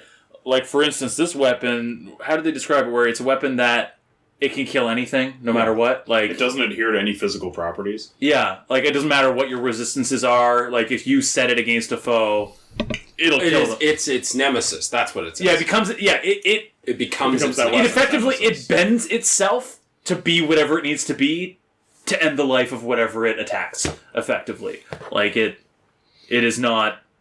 It is a weapon made of chaos. Yes. And so these little dwarves make weapons that are infused with warp energy Yeah. or whatever. Which I guess it doesn't say that, but it infers it. Right? Yeah, it's weird that the or it Interrex implies didn't seem to infers it. realize that. Because they kept these things rather than being put them in a pit. Yeah, they thought more that it Burn was. 'em? They were it's a cursed weapon. I don't know. Yeah, they're it's astounding, it's amazing. It's no, it's evil. Those are evil swords. So that's what Erebus stole. Which caused And in Castellon, he's wielding. I can't remember the name of the blade, but it has a demon in it that whispers to him, and it's an incredibly powerful chaos blade. But he's one of the Grey Knights, so he's. So he's "Shut up, demon! Killing!" It's unwavering, but all of the people around him, the normal Astartes, they go crazy just being close to him, because it's such a powerful pull to evil. He's "You guys are weird." And that's where, at the end of Flight of the Eisenstein, you'll hear hints of the Grey Knights and what they mean and what they are. Cool. But yeah, that's pretty much where this book ends. Is the Erebus reveal, and then I guess what it literally ends is Loken talking to Mercedes about where they go next, and he's "Oh, just somewhere called Davin," which is It means nothing until you know what it means. yeah. So I guess Davin was a known event before the Horus Heresy books started being written, right? It was a... Yes, yeah, the Moon of Death. Well, yeah, because everything happening in the Horus Heresy... these are all events that were outlined kind of bullet point style. Yes, yeah. Just as, here's, lore dumping stuff for 40k. So anybody that knows any of this information into Warhammer that would have been reading this stuff would have been Davin, sign me the fuck up. And I know what happens in Davin! And there's a few things, because I started to read ahead because I'm really impatient. There's a few things where it hints at, and it's the name of the ship that Horus is on, called the Vengeful Spirit, that is a chapter in 40k, the Vengeful Spirit, that is led to by another character that's really cool in this series that you guys may or may not know of. The hand of the that ship may is or may upon not him. be a super main character later, that may or may not lead to the... It's cool stuff. Anyway, yeah, so Horus Rising's a really good book. I caught up, I read it, I really enjoyed it once I turned that page, I'm wee! Still have more caught up to do. Yeah. False Gods, baby. False Gods is a little slow to start, and it was really, First half is slow, yeah. it was really hard to read at the start. Although, and I and don't fell they, asleep. lay waste to the entire... It's a little slow. There's a segment in the middle where you're just gonna tune the fuck out like I did. Oh my god, did I not give a shit. What, I understand it. It's the entire dream sequence. Oh, yeah. It was just entire what none of this sequence? dream sequence. It's none of this needs... I understand why it's happening. It could have been 2 pages instead of 30. It was really well done in audio form, I find. Okay. Yeah, I remember reading through it and I'm just Although there was one God. part where I wasn't sure I get it. Stop. There was one part where I wasn't sure if there had been like a glitch in the audio, and Because it was rereading the same fucking part. Yeah. But then it was like, wait, this is slightly different. I think. Yeah. Okay. Yeah, it's Wait, a little... why is that wolf talking? I'm not a huge fan of dream sequence stuff, especially when it... was done in a book, for one. But it's not really a dream. Yeah, so, and... it's all happening. Yeah, that's the thing. But it's just in his head. But it has to do with the Chaos Realm, obviously, right? Like a little bit. not a little bit. I think it is. Less than I assumed. But the fight on the moon of Davin. The fight on the moon of Davin is my favorite part of. There all of really is no Galaxy major Planes. conflict in the very beginning of the book. It's Davin, and that's. Did they start fighting somewhere else? No, like they get to Davin and. No, what were the major fights in Davin? The sci-fi guys and the moon of Davin. Sci-fi guys. Crazy future sci-fi guys. They're Oh. just like clean that shit up. That's after Davin. Yeah. Yeah. I couldn't remember if that Clean was. that shit up. Yeah. What are you talking about? I couldn't remember if that was at the end of False Gods or the beginning Oh of. man! I think it's the end of False Gods. Yeah. Oh, Because I forget that even makes sense happened. because you sent me a message on Discord that said super sci-fi dudes get to Davin. I was like, what? Anytime I describe something as sci-fi, it I just get means it. more advanced What than was the it? Astartes. What was it like? It's Everything's like. been more advanced than the Astartes. So basically everything's What's sci-fi. the name of the thing that they're like? Yes, we have like a world engine or whatever. Oh. Or what are they called? I don't remember. Like a now. manufacturer. Like they just make worlds? No. Oh. The technology that the sci-fi guys have that manufactures their stuff. I can't remember. The only thing I remember... But you remember them saying, it's like, oh, we have this thing. Yeah. And then there's that moment of like, oh, that changes things. That's a bad thing. Oh. Yeah. Sorry. Yeah, and then things pop off Yeah, from there. yeah. It's like, because it looks like it's going one way, and then it's like, oh, you have this. Okay. Yeah. Oh, Yeah, because the thing I remember the most from that was Horus talking to the Mechanicum. Yeah. Um, Well, after it's just like, hey, you. if I hand you all this, then- can you make this happen? Anyway. So is it something that Horus wants in his possession? Yeah. Okay. Yeah. Wait, is it deemed bad by the Emperor and Horus says? No, it's not "Fuck it, deemed I bad, want but it no. anyway." It's more of like Do we get more insight on the Emperor? Like, does he show up at all in False You Gods? meet the or is it- Emperor in Descent of Angels. Aww. But even then, it's like years before the Great Crusade even takes off. Like, Horus isn't even have found yet, as far as I'm aware of. Yes, that was cool. Descent of Angels is all about Lionel Johnson. So actually, Lion L. Johnson. So actually, that was kind of cool. You find out that Horus, Loken, and I think it was Aximan are all from the same planet. I didn't realize they were all from the same planet. Chthoniya, yeah. So, Because they end up speaking in So, Chthonian but Horus, to each other. Loken's gene seed comes from somewhere else, Yes, right? What yeah. Primarch is he based off of? Earth. He's from Earth. So like a Terran gene seed. Yeah. I'm pretty sure. Well, yeah, so his gene seed comes from Earth, but he's from Chthoniya. That might be what it is. Well, no, 'cause- pretty much. So what happened is the Emperor would have had all of these Terran gene seeds essentially, and he So all Went studies out to- aren't based off of Primarchs? no, Okay. and he went to find all of the Primarchs, and it's like, okay, here is Lion L. Johnson. This is going to be the home world of these Primarchs. We're going to terraform it. We're going to make sure of this Primarch. Sorry, we're going to make sure that all the Astartes are based off of this gene seed. I'm not sure if they're all based off of it because he lost all of that when the Chaos Gods separated the Primarchs out into the void. And that's what it was, right? The Chaos God. It was like a revenge thing. So the Chaos Gods were like, this could be bad, and over the course of 20 seconds or something, just split it all up. Yeah. So Sent them across space. all of the Horus heresy, all of that stuff happening, is the Chaos Gods glancing for 2 seconds towards our realm and being like, they're a little too strong. What if we mix that in? What if we fiddle a little bit? Yeah. So if the Chaos Gods actually directed all of their attention, who knows what happened? Because there are probably other. other realms that they could possibly be dabbling I think in. there's just the Immaterium in ours. Because, like, what if the Warhammer Fantasy Universe is, like, a parallel... Yeah. You know what I mean? Well, I think the Immaterium is the parallel of ours. They just can't access it. But the Immaterium has always existed. Don't quote me on that. Has always existed. The Chaos Gods only exist because of humans. Like, but how cool would it be if, like, you found out that there's, like, you know, infinite numbers of, like, multiverses or whatever, but I feel that would take away from how badass. But, like, the Immaterium is the one constant connecting all of them.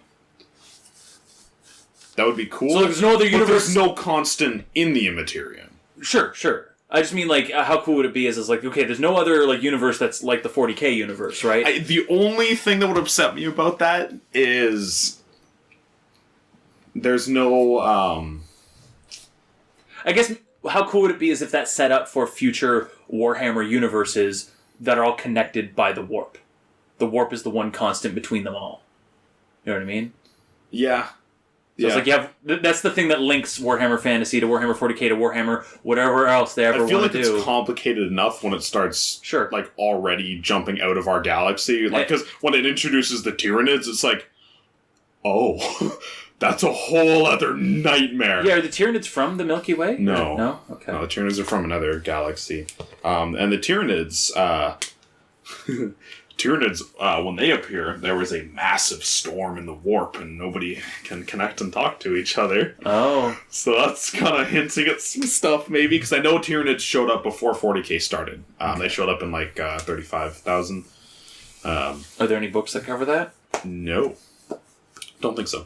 I think the Tyranids already exist when 40K started. Yeah. Because 40K started in 4100. And I feel like they would be talking about the Tyranids in Horus Heresy. Yeah, the Tyranids haven't shown up yet. Other Xenos, the Orcs are the biggest thing. The War clan. Oh, I think they haven't encountered the Eldar, right, though. come on. They do know of the Eldar as well. They do know of the Eldar. They do. Yeah. The Interrex mentioned the Eldar. Actually, the Eldar are the ones who kind of gave them...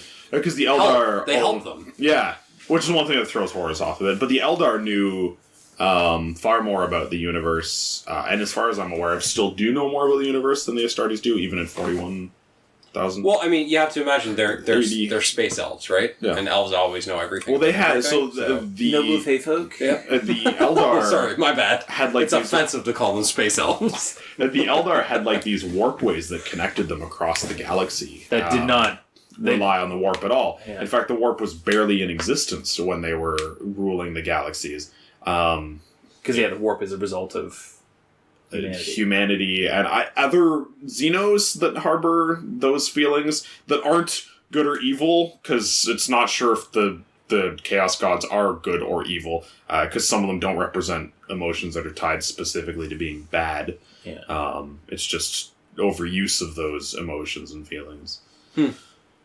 Good stuff. You should read False Gods. I'm working on it. It was rough trying to read the first few pages. It is very slow. I like talking about all of this stuff. What's happened in False Gods so far? Nothing so far. I honestly, I got like 3 pages in and I fell asleep. I got very bored very fast and I fell asleep. So I need to just sit down and read. Honestly, I'm going to say that whole dream sequence, like... You tell me to skip it? You honestly can. Just know that Magnus is trying to help Horus. Magnus takes the form of a wolf, and he's trying to help him, and then I can tell you who the bad guy is. And it pretty much does. Halfway through. Well, no, you already know going into it. Does it do it before? I can't remember. Well, like, they're like... Oh, because he's the reason he's at the temple. And then it's just like, it's like his neck gets cut, and then he's there, and then it's like, he sees this guy, it's like, starts feeling his neck. And like, okay. Yes, okay. Yeah. Yeah, the whole dream sequence is just kind of frustrating. It's basically showing Horus as like, this is how it's going to be if you don't do this, this, and this. And it's like, well, then we'll do this, this, and this. And it's like, no, those are bad. And the wolf is like, no, those are bad. Be good. And the other person's like, do it like this. It's like, both you know that's just a bad wolf. And the other guy's like, no, I'm a good wolf. What?